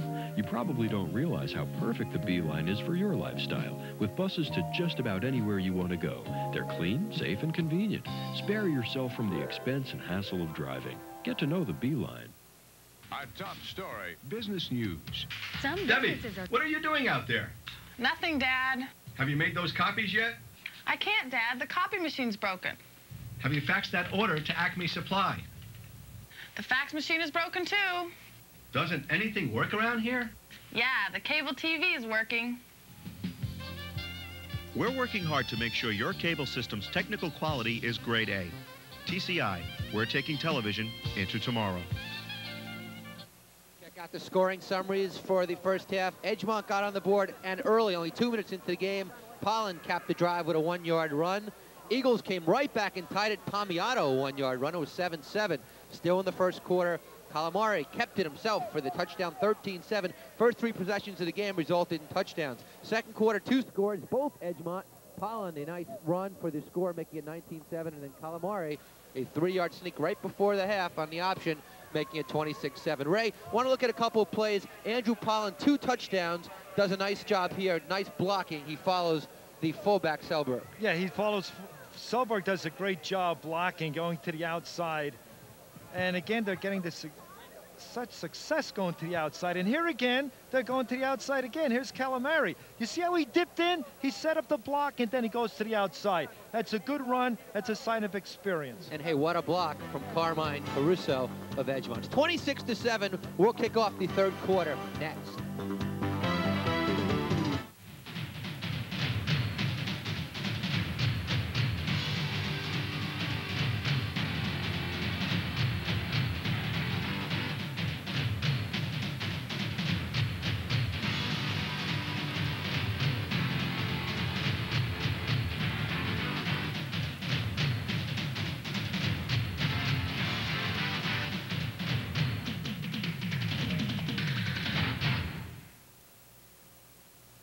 The Eagles will get the ball first, and that's a good thing because they trail it by 19, 26-7. They've had a near-perfect season, but today, first half has belonged to Edgemont. They've only been stopped once all year. That was Briarcliff, 10-0. Eastchester defeated Briarcliff by 7. Here we go. Calamari's best kickoff of the day, gets it all the way about the 15. Elton Lee takes it. They tried to keep it away from Lee, and this time they stop him. Lee gets over the 30 to about the 33. It'll be 1st and 10 for Eastchester. Todd Montesano and gang come out for the second half. Montesano 0 for 3 passing in the first half. He hasn't really had an opportunity this year to pass much with the great offensive line, the great ground attack. He did have a 7 for 7 day against Irvington, but really hasn't been able to do that much passing. And now that they need him, it's going to be tough. It's going to be a tough situation right here because it's like he's going to be forced to pass. The defensive Edgemonts, they're going to know it, and they're going to be sitting back and looking for the pass. First down, Eagles scored their first time they had it, and that was it in the first half. And on first down, Palmiotto is stopped, and stopped big. William Richardson flattened Palmiotto behind the line of scrimmage. Yeah, William Richardson's only a junior, 6'2", 270 pounds, and Matt DiCarlo, also only a junior, 6'5", 285 pounds. And Palmiato shaking his head after that hit. That is his 6th carry, just 10 yards on the day for Palmiato, who was our Cable 3 MVP earlier against Irvington. The thing about Richardson is that he's very quick off the ball. He has that quickness, and he's very difficult to block, and you're going to really have to, maybe possibly, have to block him with 2 offensive linemen. Opening minute, 3rd quarter, from Blandford Field in Edgemont. Eric Lubitz, Ray Krowski, Peter Archiello. It is 26-7 Edgemont. Montesano to throw, plenty of time. Sacked. No, he's on his feet now. He's sacked. And you could throw in a couple of holdings, I believe, for good measure. And Ray, just nobody open that time. Good coverage by Edgemont's defensive back. They're doing a great job because they know that Edgemont, that Eastchester's not having that much success running the ball. The defensive linemen and linebackers are doing a good job. Here's where the line is putting the pressure on Todd Montesano. He cannot find an open receiver, and it's just difficult. Looks like a face mask right there. That may be the penalty. And that's right. But the defensive secondary for Edgemont is really dropping. They're really covering the receivers like blankets. So Craig Tilden caught for the face mask, as you saw. Cameras picked up. That wasn't an incidental face mask. Face mask. Do it again, you jerk. It happened, but he didn't mean to do it. All right, so what that means, instead of 2nd and 9, it'll be 2nd and 4. On the play, the sack wiped out. For Eastchester, they have it at their own 40-yard line. Bernardini in motion, pitch to Lee, barely holds on to it, and he's thrown for a loss. Matt DiCarlo, and he'll lift him up. Look at the difference in size, 285 to about 160. Matt DiCarlo had 25 tackles coming into this game. He had some real good tackles the first half, and now starting the second half, he has 5 sacks. They're tough, and he's only a junior. Richardson, only a junior. They're going to be great next year, the Edgemont team. Lee breaks into secondary, and he has a first down, and Lee has not been able to get the holes, but he got it that time. Tilden finally made the tackle. And let's not forget that Eastchester is explosive. They can score 1, 2, 3 touchdowns that quickly. No, this game is not over, but the Eastchester team cannot get down on themselves. The line has to do the blocking, and Lee will find those holes. You can't blame one another. Just stick together because there's a lot of time remaining in this game. And right up the middle to Palmiato, and nothing, maybe a yard for Palmiato. As Pollen made a tackle for Edgemont, number 24. See, Eastchester right now, they're going to have to come up with a big play. You know, they get a first down and maybe another first down, and boom, they're going to have to break it. Because if they keep going on a long drive and they chew up 5-10 minutes, it's too long. Lee gets the call again. And he'll get about 3 or 4 again, and the same characters making the tackle. Stelberg and Caruso, and Caruso is coming up lame out of the huddle. They're going to have to get him out of there. Yeah, he's hurt. There he is. Oh, his knee, looks like his knee. He doesn't want to come out. And now they have an extra player on the field. Somebody's got to get out of there. And now Calamari is going to, now Edgemont's going to be forced to use a timeout. And now the coaching staff will yell at Caruso. You know, there's a gutsy player who doesn't want to come out there, but now you had 12 guys on the field. But he has that determination. Look at a competitor is. He's limping, and he still wants to stay in there.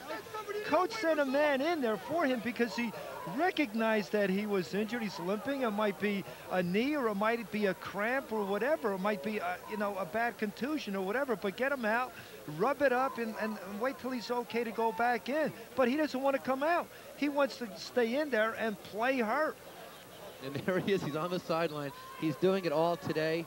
His run out of the halfback, the split end slot, the offensive guard slot. He's been playing defense as well. There's Fred DiCarlo, the offensive coach right there, talking to players. Along with Joe Luciano, Phil Bichetti, the assistants for John DiArco, who's really had a dream season so far. 6-0 on the season. Back in '84, he was 7-1-1. Now, back in '84, 7-1-1, Fred DiCarlo, the man that was in that huddle right there, was the quarterback of that team. They won the bowl game against Brewster. That's right. And then back in '85, this Eagle team was 6-3 and 6-0 at one point, and they lost their last two, and then a bowl to go 6-3. They lost that bowl game to Woodlands. And Eastchester hopes that doesn't happen again this year. And quick handoff to Lee, and that's what Eastchester's done so well throughout the season, and that a big gainer. That's the quickness off the ball, which you haven't seen as much today as you have the rest of the season with Eastchester. The quick handoff, the quick blocking, and the quick 10 yards. Before you know it, he's in the secondary. That's exactly what they have to do right now. You can see how quick Lee is. You see that? There's a missed tackle. Now, after that missed tackle, look at the yardage he picks up. Not only he, but Palmiata does the same thing. First down, Eastchester. They're driving inside the Edgemont 40 at the 37, 8:14 to go. Lee, after a little delay, will get a couple. And I don't think he's as effective when he delays and looks for the holes. If he sees the hole right away, he's very effective. But the thing is, you have good pursuit by the Panther defense. They're coming in, they're sealing, they're closing down. In other words, they're blocking out. They're playing that defensive end. They're making the back cut inside. Once you cut inside, you're running into the linebackers. They're trying to get to the outside, but Edgemont will not allow it. 2nd and 9 from the 36. Montesano keeps, throws, completes, and Bernardini, it is called incomplete. Whoa, what a pop. And now there's a fight on the field. And it is an all-out mess out there right now, as tempers are more than flaring.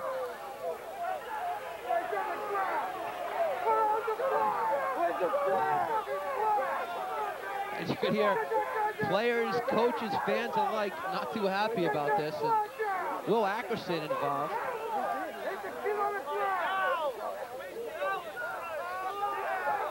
And what's going to happen here? How do you officiate something like what just happened? There has to be a call made. The official has to make a call somewhere. It's almost like a melee out there. And here comes Chaim Ryback to the sidelines. Just had an operation, just eligible to play, and he's hot as he was involved on the field. Both coaches, of course, don't want any of this. Exactly. You don't want anything like that to happen. You tell your guys, hey, walk away, stay away. Do the fighting on the field.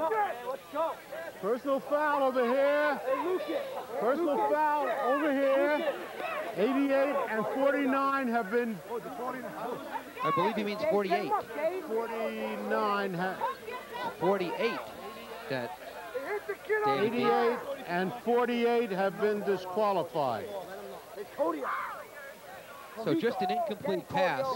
What a hit, though.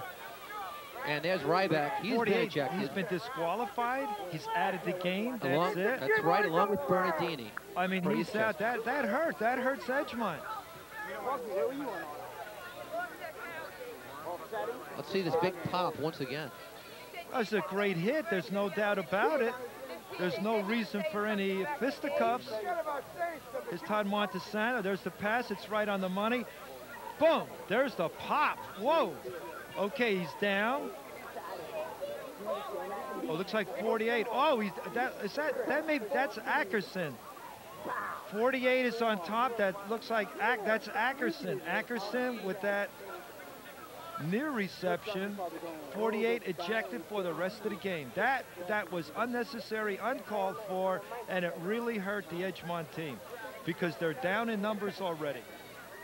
They have the two starting guards out. No, Ackerson is still on the field. It's not Ackerson. That is 38. No, I'm saying 48 for Edgemont is out. That's right, and that's Ryback. That's Ryback. And what a hit for Caruso, by the way, which went unnoticed. It was a great hit. Everything else was unnecessary. It was a great play. You can understand tempers here. Eastchester, of course, doesn't want their undefeated season to go down. And I'll tell you, nice pass, nothing which went unnoticed. Montesano had that ball perfectly out there. It was right on the money. The pass was there. It would have been complete. There's no doubt about it. But a good shot by Caruso. So back to action, actually. 7:36 to go. Caruso put a tattoo on him.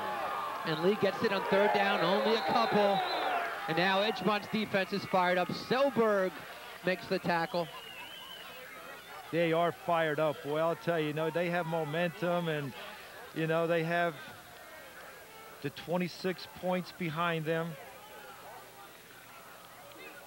And this is a 4th down situation. Eastchester 3 for 3 on 4th down. And they're playing so well. They lost to Briarcliff, this Edgemont team, and this sort of, coming up on top of Eastchester. Here we go, 4th and 4. Montesano goes for it all, and he's just overthrown.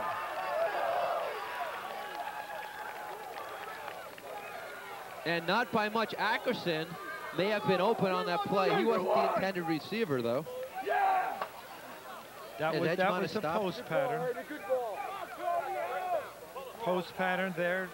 There's Todd stepping up. It's Ian Crowley he looks for. That's a post pattern. Look how close it is right there. Doesn't get any closer than that.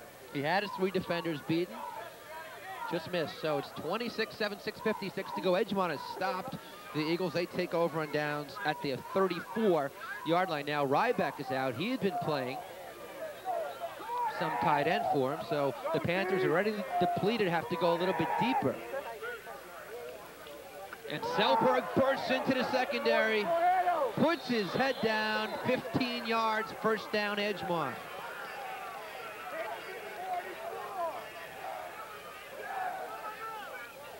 And Calamari's had an easy job of just handing it off to Selberg. In the 1st half for Calamari, he only had to throw 3 times, 1 for 3, 18 yards. Calamari's an all-league track man, and he's a 3-year starter on the basketball team. Selberg again, good blocking again. And he gets 7. Right now, the line of scrimmage is belonging to the boys in blue. And we've talked a lot about the Carlo and Richardson, the 2 big men, 270 and plus. And without Starakis, though, let's point out there are 2 substitute linemen today doing a great job where Selberg is running behind. Dave Farber, number 58, and Koji Tung, number 66, not ordinary starters. Koji Tung's a junior, 5'10", 220 pounds, starting at right guard. Polland will be close to the 1st down.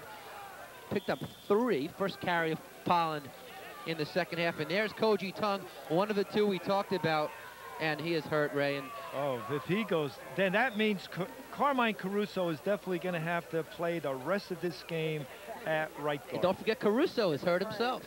And Tung is hurt. And, well, let's go over the Edgemont injuries here. Starakis out with pneumonia. Matrakis out, broken wrist. That's 2 of their linemen. Caruso's been playing some line today. He's been hobbled. This is Koji Tung, who's filled in, and he's hurt. And it's a depleted Edgemont team. And now they lost Ryback as well. So they only suit 22 to begin with. So Caruso's going to have to play that guard position hobbling. The rest of the way, it looks like, his Tung is still down. The doctors are working on him.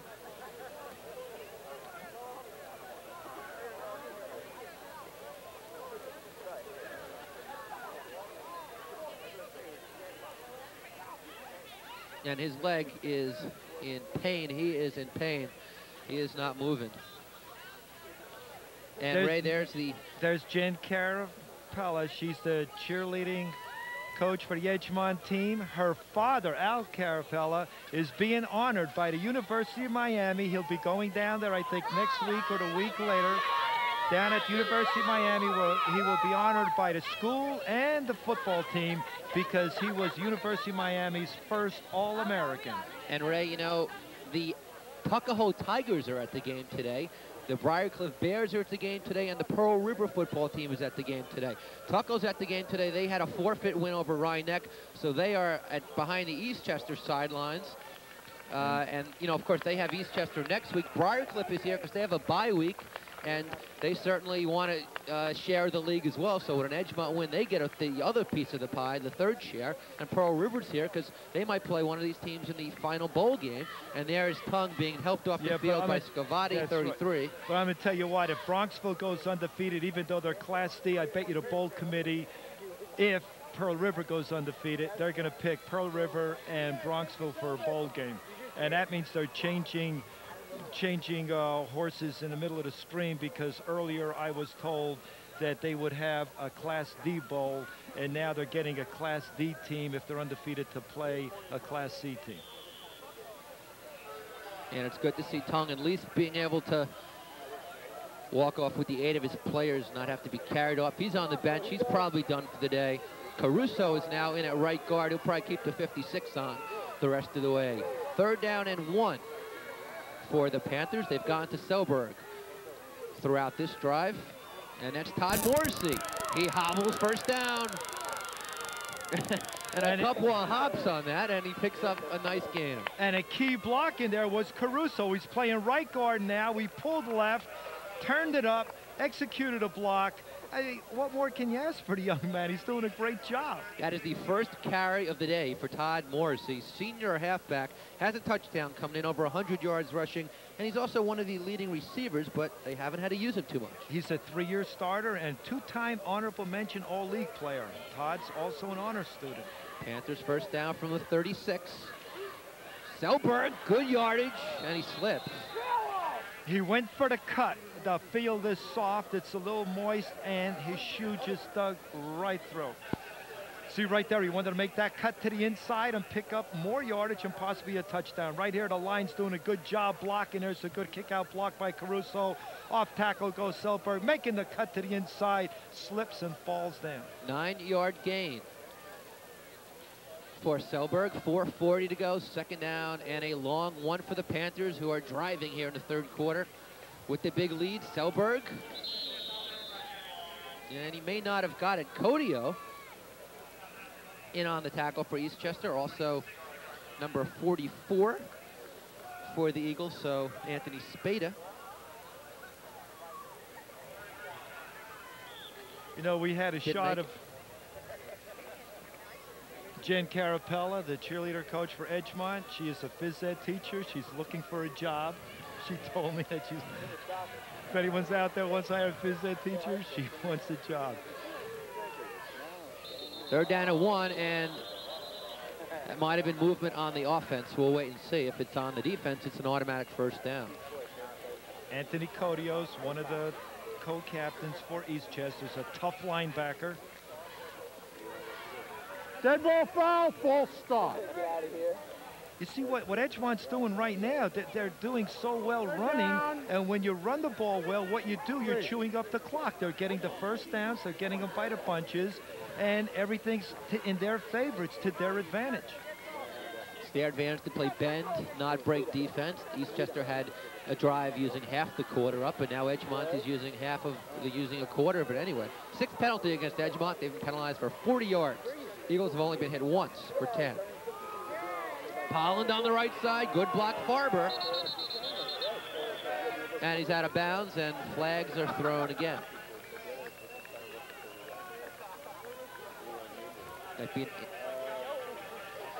Well, it looks like it's an inadvertent flag. He did get enough for the 1st down. See, when you're running a wing T offense as Edgemont, what you do, you depend on the guards because they trap a lot. You have that S trap up the middle. They do a lot of pulling, kicking out. And because the guards are out, they're running more to the outside now. You see how Polland's picking up extra yardage? They can't run the plays that they normally run from tackle to tackle because of the guards not being there, so they're taking advantage going to the outside. And a long day so far for the Eagles. Yeah, you have Coach DiArco there and Fred DiCarlo next to him with the hat on, all in red. And here's a team that's been rushing for over 330 yards per game, and they have under 100 so far. You have to give a lot of credit to the defensive Edgemont. Did an excellent job. Boy, they really came out. I really thought that they really didn't have that much of a chance. But boy, they're really playing their hearts out here, this Edgemont team. Morrissey almost fumbled it. Got into the secondary, hit head on to Palmiato. But yes, Palmiato playing defense today. Mauro Piccanini unable to play for Eastchester. Talk a lot about Edgemont's injuries. There's someone they lost out of their defense, one of the linebackers, also their 3rd runner. So that's hurt them. Yeah, Todd Morrissey coming into this game has 17 rushes. He doesn't carry the ball that much, but he did gain 126 yards and 1 touchdown. Palmar to throw for the end zone. Tilden, and it's in and out of his hands.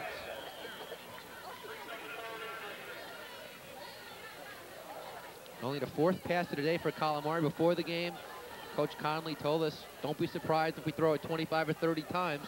Well, he didn't expect the offense, the running, to go so well. To be so way. There's Tilden right there. That ball was tipped. Boutone tipped it in the secondary. So Calamari 1 for 4 passing. Montesano 0 for 5 on the other side of the coin. 2:32 to go. Third quarter, 26-7.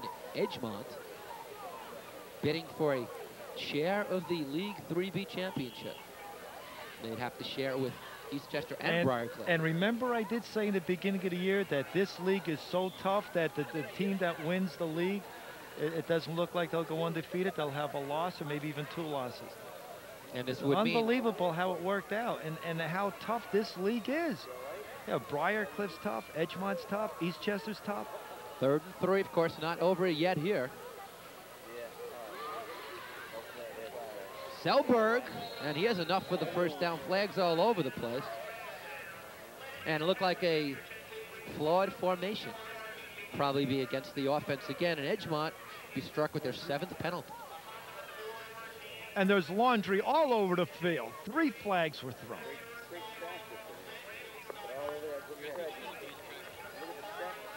Don't forget, join us next week. We'll be in Roosevelt for a Conference 1 matchup. It'll be Roosevelt hosting the New Rochelle Huguenots. And it's going to be speed against speed. Roosevelt's loaded with speed, and so are those 4 great backs of New Rochelle. And Roosevelt still bidding for that premier Conference 1 bowl. New Rochelle still with a chance to make a bowl game as well. So it should be a good one, New Rochelle Roosevelt. So it is against Edgemont. It'll be 3rd and 8 now. Calamari rolls left. Flags again. And again, enough for the first down, so we'll wait and see as the 3rd quarter has been marred by flags. Oh, looks like a holding call. And at the 8th penalty against Edgemont to 1 against Eastchester. And through the years, Eastchester's been a team penalized a lot, but not today. Number 58 is holding, that's why the play went. Oh, 58 Caruso. Watch Dave Farber. Dave Farber.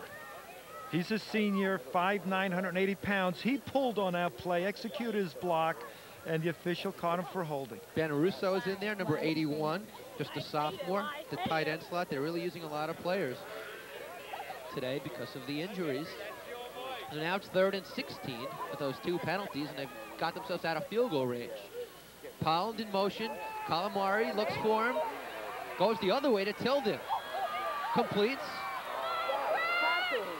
Tilden on his feet. Close to the first down, and a couple more flags. And Ray, are we going to have a play the rest of the way without a flag thrown? Well, I don't know. It's just getting, it's like... And now Craig Tilden is very slow getting up, and he's hobbling himself. And I don't know if Edgemont's got Ardsley next week, their rival, despite the fact that Ardsley is winless. They may not have enough players to actually play the game. Now it's a clip, and it once again will be against Edgemont, and it's against 56, which is Carmine Caruso. Look, if Tilden's out, he's also a defensive end. He's a 2-way player. Boy, just getting beat up here. Clipping from the spot, 15. Repeat 3rd down. We said on top of the program that this Eastchester team is big, strong, and physical.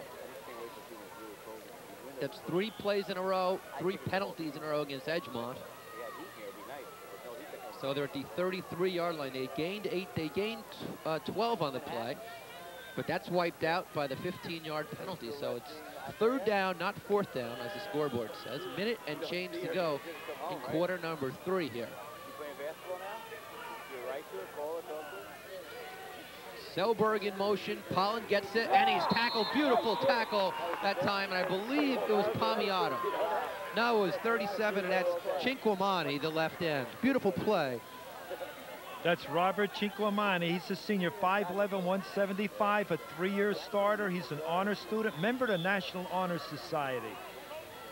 A great individual, plays hard, gives you 100% all the time in a game and in practice. Hey, the tight end, he plays defense as well. And here, excellent read. You see right there coming in, nice tackle right above the shoe tops. And a big loss that time for the Panthers. So 4th down, this is the first Edgemont punt all day long. And from the 37, guess who? Calamari. Nice little short one's all you need. Takes an Edgemont bounce. Do they save it? Yes.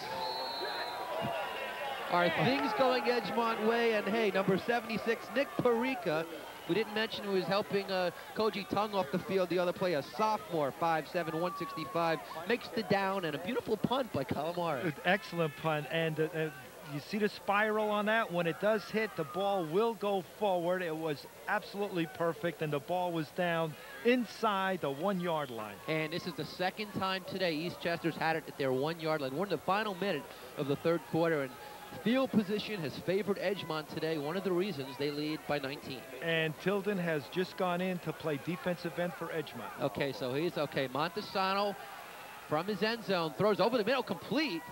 And I believe that's Will Ackerson. And it is Will Ackerson, and that the first completed pass of the day for Eastchester, and that probably will be the final play of quarter number 3. So he didn't get the first down, he got 9. Let's go on the field to Pete Archiello now. Thanks, Eric. My guest here is Manny Starakis. You got to be a little bit upset with missing a big game like this. I am. I'm a bit upset. I mean, I haven't missed a game yet this senior season, and especially when this game means so much to us. I mean, we suffered a tough loss to Briarcliff, and this redeems it. I mean, we played an awesome first half. I mean, we just got to play it again. You expect it to be back? I mean, I know you got pneumonia, but what's the doctor saying? The doctor said I should be back on Monday. I mean, I have a doctor's appointment on Monday. I still don't know what he's going to say to me. I mean, I've been resting up. I've been home all week trying to get better for the Ardsley game. Okay, a big win here, you know, virtually assures a bowl game. You're looking forward to that? Well, I wouldn't count out any team. I'd say we take each week, one game at a time. Big win today, it'll sure boost up our morale, looking for the piece of the league next week. You know, we'll go out 3 times as pumped. Okay, thanks a lot, Manny. Eric, Ray, back to you guys. Water in a minute.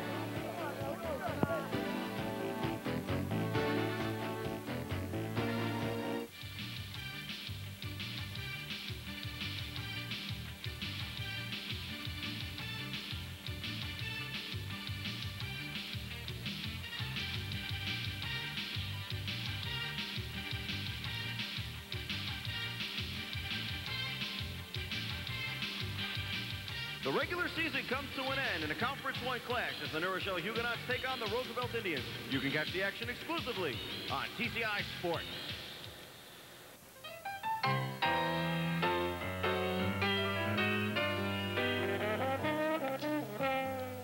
Anybody can use one of People's Westchester's automated teller machines. Conveniently located throughout Westchester County and available around the clock.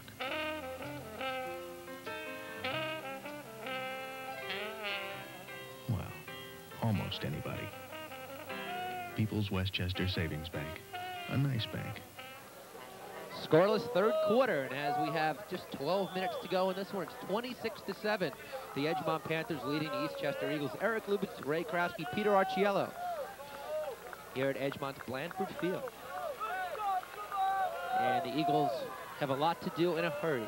2nd down and 1. Montesano had just completed his first pass of the day for 9 yards, and there's a 1st down Palmiato, and good yardage there as Palmiato gets about 10 yards, and that's the best run of the day for Mike Palmiato. Excellent runner. He's had shoulder problems early in the season. Yeah, and he also sprained his ankle in one game, but, you know, he had a couple of injuries, but he's tough. He'll be in there, and the line really now has to fire out, make those holes, get good runs, score again. They are explosive. They can't do it. You cannot give up. They're out in trips now. Passing situation. Lee is one of the receivers, thrown over the middle and complete. And they'll get about 6 yards on the play, but that's the 2nd completion for the Eagles. And a chance to look at our stats for the 3rd quarter of this contest. Through 3, yards rushing. Selberg up to 131. Lee at 74 for Eastchester. And there you see a time of possession right down the middle. And Eastchester, I don't believe, has turned it over at all. 2nd down, Montesano. Oh, and it's just missed. And that pass was intended for Will Ackerson, so it'll bring up a 3rd down. Ray, on the previous play, for Eastchester. The intended receiver was number 83, who... William Voigt. Yes. Who is listed at 93 in the roster, wearing 83. But see, right now, what's happening is that the defensive line of Edgemont, they're really not coming across hard. They're playing like they're a little cautious, you know, for the run. But when Eastchester comes out and trips, they really should expect a pass and put a little stronger rush on and pressure Todd Montesano. On third down, Lee is stuffed. Tilden was there, Selberg was there. And big game here for the seniors of Edgemont today. Well, here's a tough situation right here with fourth down. What do? You give the ball up, or do you go for it and get that first down? Maintain control of the ball and try to go down and score, because you're still not out of it if you can score right here. Well, I think you have to go for it now. They're down by 3 scores. They've made 3 of their 4 fourth down conversions, and they will go for it. It's 4th and 1. And right here, big play for the defense. If they can hold Eastchester here, they may close the door. Lee gets it. They key on Lee. Nothing for Lee, and that game encapsulizes the entire football game. Selberg, Morrissey, DeCarlo in the tackle. Edgemont knows and knew what Eastchester was going to do. That play in all day. Give it to Lee. And they went after it, and they stopped it, and that is the story of the game. That's it, right here. That was a big play. That might be the key to the game right here with this stop. Here's Lee trying to go to the outside, but good penetration by the defensive. A lot of people by the Edgemont defense. Not 1 or 2, but there were 4 people in on a tackle. First one was Matt DeCarlo, 55, who's played a heck of a football game today from the 27. First down, 9:52 to go. Edgemont football. And Selberg bangs his way out for 3. Hunt in on the tackle. See, they're grinding it out. They're not running up the middle because you really need the guards. The guards that are trapping and the pulling, that's the key to a wing T offense. And we're going to see a little bit more running to the outside and maybe an option or 2 with Calamari, and maybe a little pass out into the flat. There's Bobby Hunt. He's the key to the defense. They call him the bounty hunter.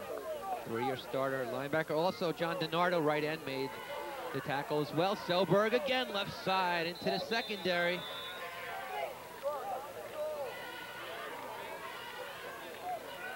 And he's stopped by Jeff Mulderry, who will be the quarterback, we presume, next year, as the backup QB.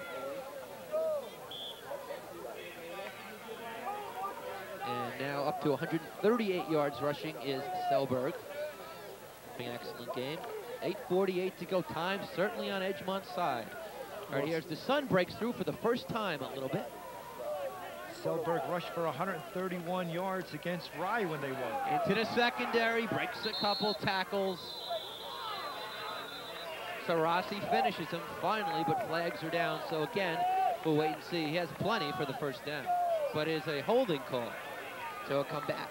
Doug Sarasi's a first year coming out for football. He's a senior. He's starting, to give him a lot of credit, starting a defensive safety, comes up for that tackle. And here it is again. And again, the holding call. You say, how'd you get a hold that big? Well, there was holding going on. But still, look at this run. Look at the power, the way he spins away from the pressure, trying so hard to get that extra yardage. A runaway freight train, Selberg. Here's 8:33 to go. Third down, clipping. 15-yard penalty, clipping. See that? Edgemont's making a lot of mistakes. They're making a lot of mistakes, and still, they're on top.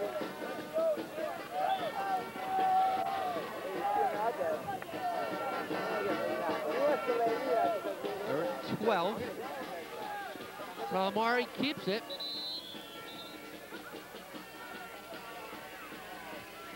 And he gets a couple. That's it, but DiNardo makes the tackle. Excellent tackle by junior right end John DiNardo. And John DiNardo, 6 foot, 185 pounds. He's called the Assassin, a 3-year starter. He started at defensive end as a freshman. He's also captain of the basketball team this year. A team that Will Ackerson will be starting. Great potential. There's John DiNardo. He's only a junior, captain of the basketball team, the Assassin.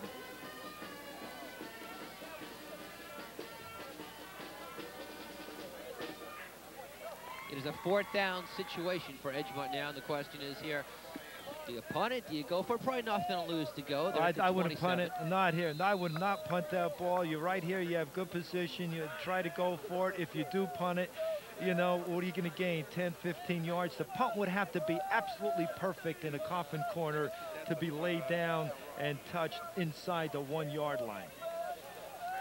And Ray, what's happening here today? 26 points for Edgemont at all in the first half. Coming into the game, I mean, Eastchester's defense pretty invincible this season. Really haven't given up much throughout, but today they certainly did. They've given up the 4 scores. And for the Eagles, next week they have Tuckahoe, their rival. Now look at that. I mean, 0 in the first game. Then they give up 13, which some of that was second string. 14, 14, 6, and 7, and today 26 and 1/2. Let's give a lot of credit to Brian Conley. Did a great job. He changed his defensive scheme a little bit and getting his team prepared, doing a good job, and he's also redeeming himself because of that loss against Briarcliff. And coming up now, here's a tie for the league. And it looks like Koji Tung is okay. Koji Tung, first time starting this afternoon. He's a junior. A lot of these guys in this football team for Edgemont, boy, they're very gutsy. So it is 4th down following Coach Conley's timeout. If you do punt right here, it's going to be difficult. What you want to do is get it down inside the 5-yard line. Well, Calamari's they're going for they're going for a field goal. A 45-yard field goal. His long is 36. He's 2 for 2 in the season. This would tie a Section 1 record for the year, longest kick, and it is way short. And boy, if you look at that Eastchester, that man Anthony Codio, 54, somehow was right in Calamari's face. Busted through, made it difficult for him. So Calamari misses the field goal.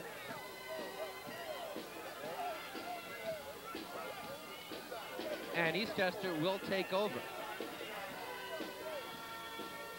Now here it is. The field goal has just been kicked. And it was no good. That's a long field goal for the young man. Oh, that's Codio coming right in and giving a shot to Morrissey. Oh. First down, Eastchester. Montesano throws, intercepted. Intercepted Caruso, 10-yard line. Touchdown, Edgemont and Caruso. And you can all but say it, it'll be a 3-way time. Edgemont has a 32-7 lead. Well, what more can you ask for Caruso? He's playing defensive end. He's playing outside linebacker. He's playing guard. He's snapping for punts. He's playing... he's given everything he has. He comes up with an interception and takes it in for a score. Whew. It is 32, and this pass is not a good one. There's Caruso right here. He's a lean, mean human right here, a wrecking machine. This play right here, look how hard he's running, the desire, determination, the will to get into that end zone for 6. Carmine Caruso. Oh, a bad snap. Calamari. It's down on the ground and picked up by Eastchester, and that'll end it for the extra point. If this was college, you could pick it up and return it, but not in high school. All right, so the second botched extra point. The first one just missed. That one was botched, but it's 32-7. Edgemont. It's been all Edgemont this afternoon.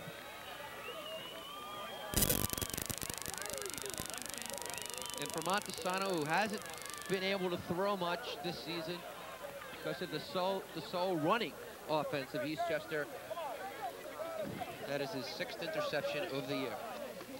And there it is, the big hug. There it is, Caruso pillars off, and he's almost crying, hugging Richardson. And I can't see what he's got shaved in his head, but he's got something shaved in the back of his head. Yeah, he's a hockey player coming into this game. He has 50 tackles. Do or die, and he has done it. He has done it. Do or die, he lived with that.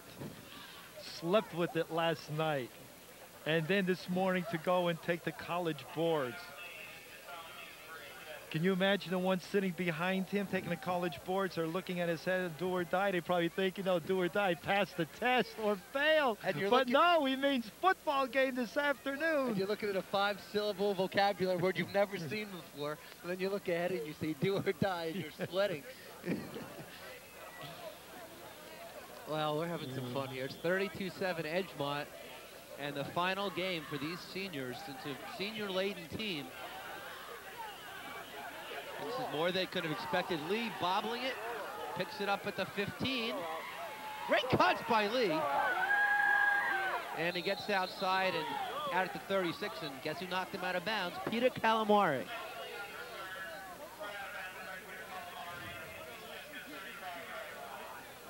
And boy, these Panthers have played a game. Eastchester will have it 1st and 10 from their 37.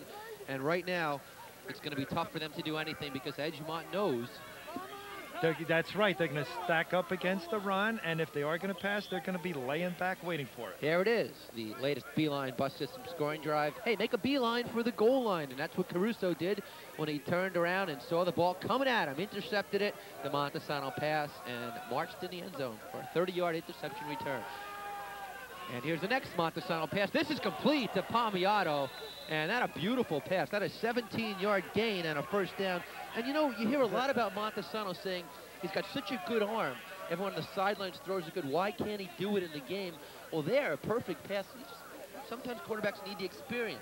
And that was a great reception by Palmiato, coming up high, getting it. That, you know, you really have to focus on that ball, concentrate that ball right into your hands, and he did an excellent job. First down, Eagles. 6:48 to go in the contest. Montesano will throw again. He has time, goes long.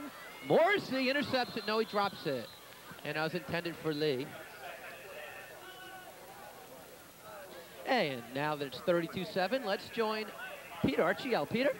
Thanks, Eric. Brian Connolly, before the game, when he was talking with Ray, Eric, and I, was mentioning that he was a little bit nervous because last time his team had a game the day of a big test like the PSATs, they got beat by Briarcliff. He said it was kind of a jinx. It was in the kids' minds. After a win like today's, I don't think it's in their minds anymore. And I think Brian might be testing them every week. Eric and Ray, back to you guys. Of course, Peter, you got to remember the PSAT doesn't actually count. Maybe that's the way they looked at it. Montesano scrambling. And he'll get out of bounds short of the first down. As right now, Edgemont laying back a little bit. They pressured him there. As Todd gets it down to the 41. No, you look at this game and you see how well Edgemont is playing against Eastchester, who comes into the game with the undefeated. And you wonder, how did Edgemont lose to Briarcliff after Eastchester beat Briarcliff? Well, you can't go by that. But you can't. But the thing is, the Briarcliff is Edgemont's biggest nemesis. It's like a jinx. They really don't play well against Briarcliff. And there's a draw to Lee, and it fools nobody. And number 33, Dan Scavati, from his linebacker slot, made the tackle. And Scavati has filled in for Manny Starakis at linebacker today, and he's done a good job. Pillersdorf has filled in for Matrakos. Caruso's been filling in for everybody. Caruso's doing a great job. I mean, you couldn't ask for any more from a young man. So it is a 4th down situation from the Edgemont 42-yard line. And it's a pass, and it is incomplete. Caruso back there covering intended for Fiorello. And the Panthers will take over on downs. And a couple first downs, and they can go home and rest their weary bones. And for that man's team, John DiArco, season by no means over. Didn't play particularly well today, but this would make them 6-1. They got rival Tuckahoe 6-1 next week. It'll be 2 6-1. That's going to be a big game. That's right. And if Eastchester can win that, 7-1, still a shot for the Premier Bowl game, depending on what happens. If Pearl River goes undefeated and Bronxville goes undefeated, those two would probably match up. Yep. But Eastchester still would get to a bowl game. Nanuet will probably get to a bowl game. Edgemont will probably get to a bowl game. Briarcliff will probably get to a bowl game. 6 teams will be going to bowl games. On first down, Polland gets in the secondary, and you can hear the hit all the way across the field. As Andrew picks up 8, that'll give him over 70 yards. Rushing on the day.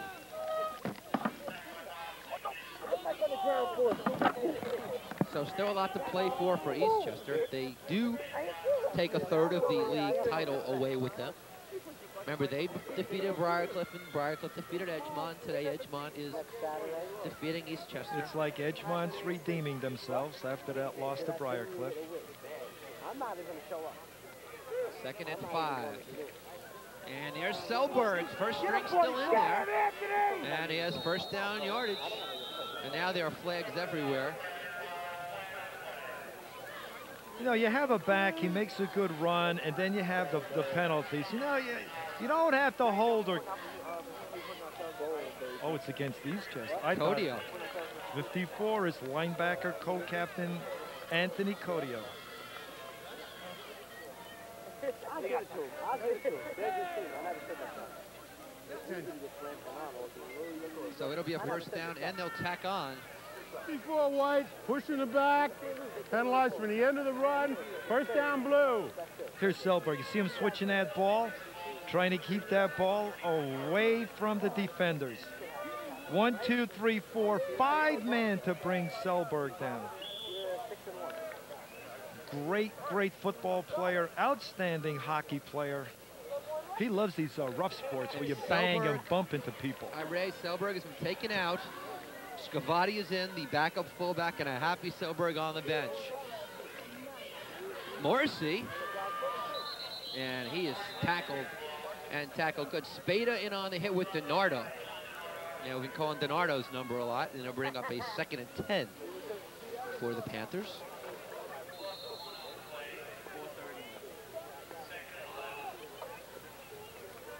As we're approaching the 4-minute warning.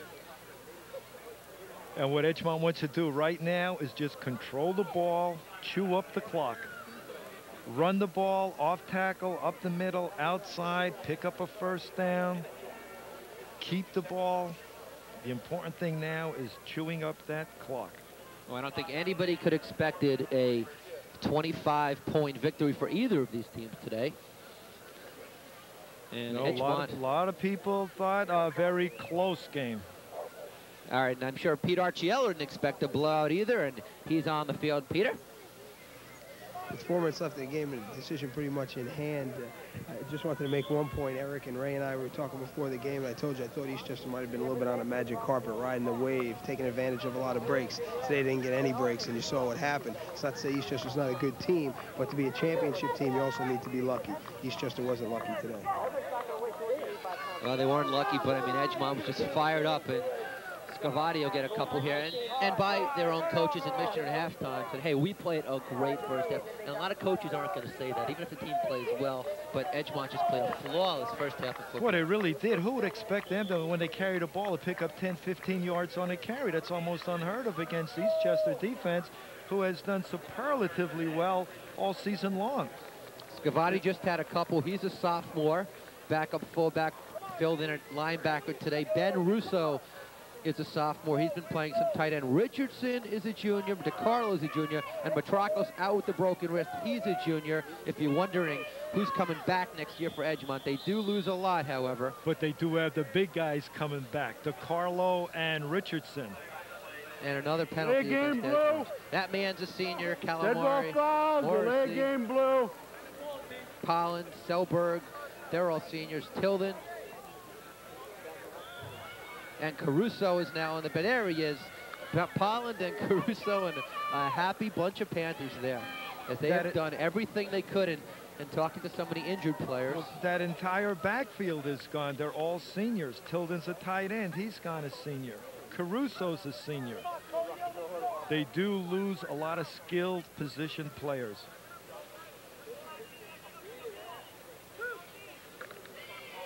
And on third down, it's Scavati again. And he'll bust ahead for about a yard. It'll bring up fourth down. The clock is ticking and ticking. About 2:45 now to go in the contest until Edgemont records their 6th win of the year. And we'll go 6-1. And what do you know? We just mentioned Ben Russo, sophomore tight end. Remember, their regular split end is Kevin Halpern. He's out. He's broken his collarbone. Chaim Ryback's been thrown out at tight end. And this is Ben Russo, tight end. He's hurt, and may have to hire another doctor during the week at Edgemont. Well, Ben Russo, like you alluded to, he's a sophomore, 5'8", 150 pounds. He's a wrestler. He's a baseball player. A lot of these guys play 2-3 sports. Boy, and you know, Edgemont is not large in numbers. They only have like 23 varsity players, and they're really getting banged up. Now, Ray, remember Adam Shire a couple years ago for Edgemont did everything. Excellent was their quarterback, kicker, defensive player. Well, Calamari is in that role. I mean, he does it all for Edgemont, and he's led them today. He's definitely in the same type of a mold. Calamari's got a good, strong arm. He's a good runner. Adam Shire he actually proved how great he was, what he did for Edgemont. That got the football program started. But Calamari's a great basketball player, all-league in track. And you have Selberg right there. He's enjoying it with that bandana on. And Todd Morrissey on the left. Hey, and Morrissey couldn't play in the first game on Cable 3 because he had a concussion in practice. He forgot he actually played in the game. It was so bad he couldn't recall. He couldn't remember. And here, just another injury. And who comes out and helps him off the field but Caruso? He's doing everything. David He's on a Mernstein. paramedic squad or paramedic squad. Coach, and, you know, you like the dirty uniform. Oh, he has blood, mud, everything on that uniform, and he's given his heart and soul into this game, especially with the back of his head there, do or die.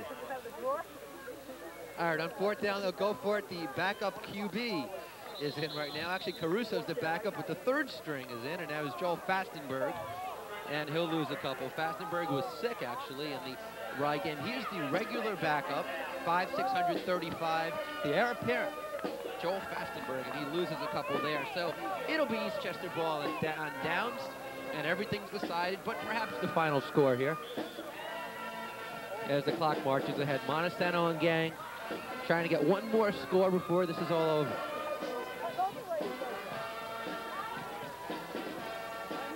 Still, though, John DiArco, in his 9th year, still has the chance for his best record ever as a coach. He was 7-1-1.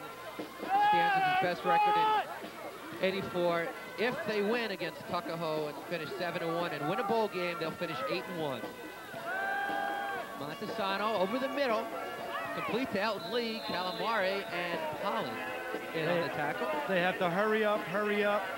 Don't even huddle, just racehorse right here. Racehorse offense.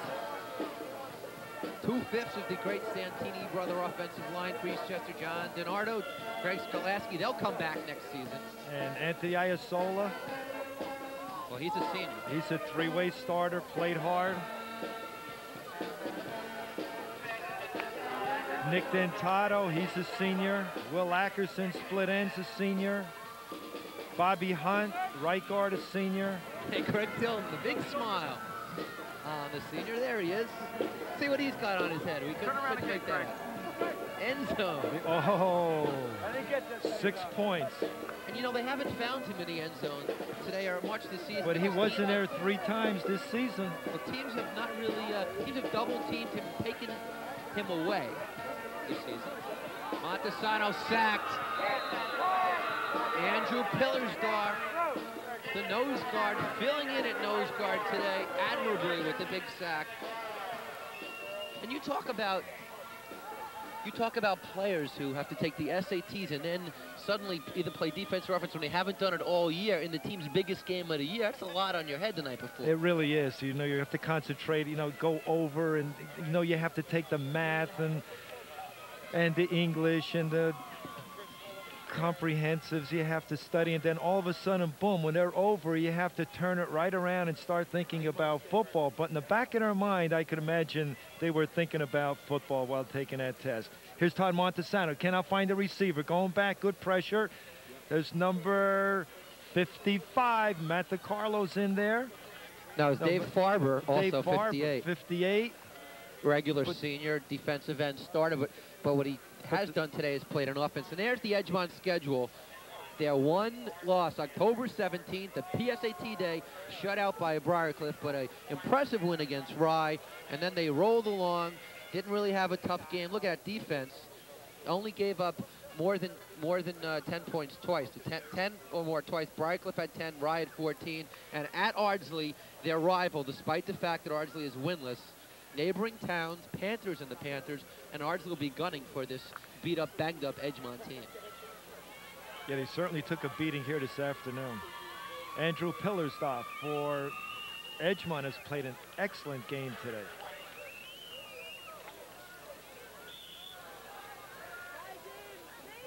Montesano will throw it. Goes long, and he almost has his man, and that might have been interference against Calamari, but not going to be called.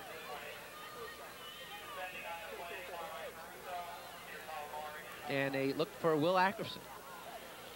Will Ackerson, 6'3", 180 pounds, and going to the big man.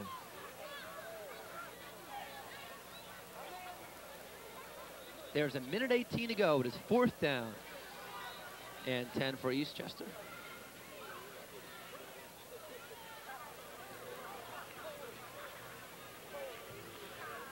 Well, I'm sure it's going to be a big disappointment for Eastchester, you know, coming into this game undefeated, and the way it looks with one loss. Montesano going for it all to Lee. Oh, and he caught it. He caught it. What a play. What concentration by Elton Lee coming up with that reception. Great reception. And he had 3 or 4 defenders right with him. Beautiful catch, Elton Lee. And see, Montesano certainly can throw the ball. Yeah, he has a good, strong arm. It's accurate. It's right there. He needs the receivers to go get it. You know, Eastchester has a big game next week against Tuckahoe. They can't get down on themselves, and they just have to come right back. They're not giving up now. All right, Eastchester's going to stop the clock and call a timeout. We're going to come back. It's 32-7, 57 ticks left.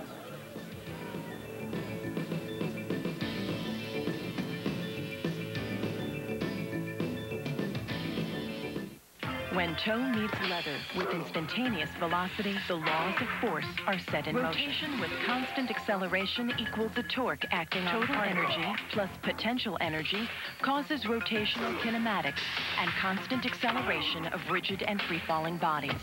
ESPN's college football is a force to be reckoned with. You'll see great games Thursdays and Saturdays live. College football on ESPN in a class by itself. Final minute here. And that was a 42-yard pass play from Montesano to Elton Lee. He'll try to get one in the end zone here. Fakes a couple times. He'll go down.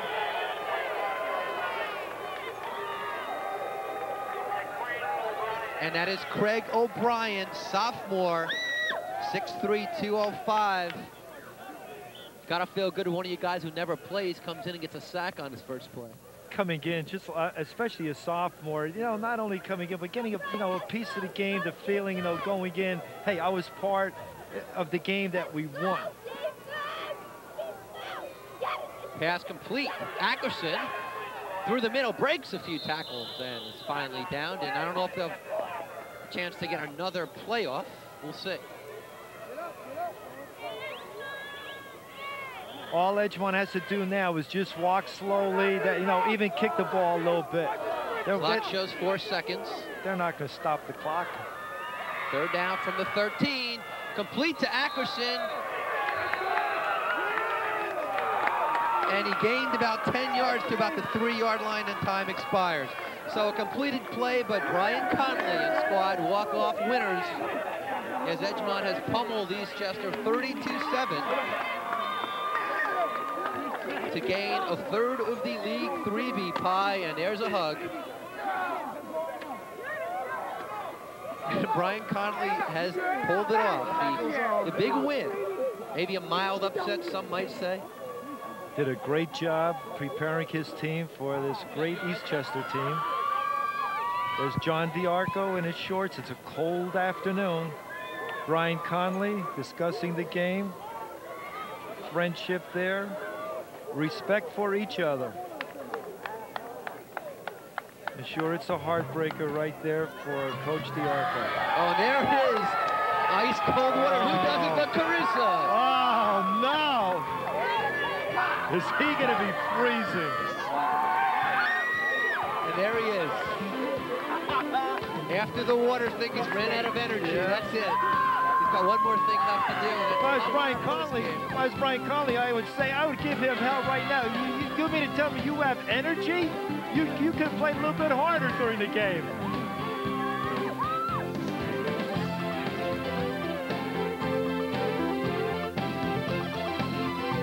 Night as a public service presents How to Be Swell, an instructional series helping you, the viewer, experience better living through television.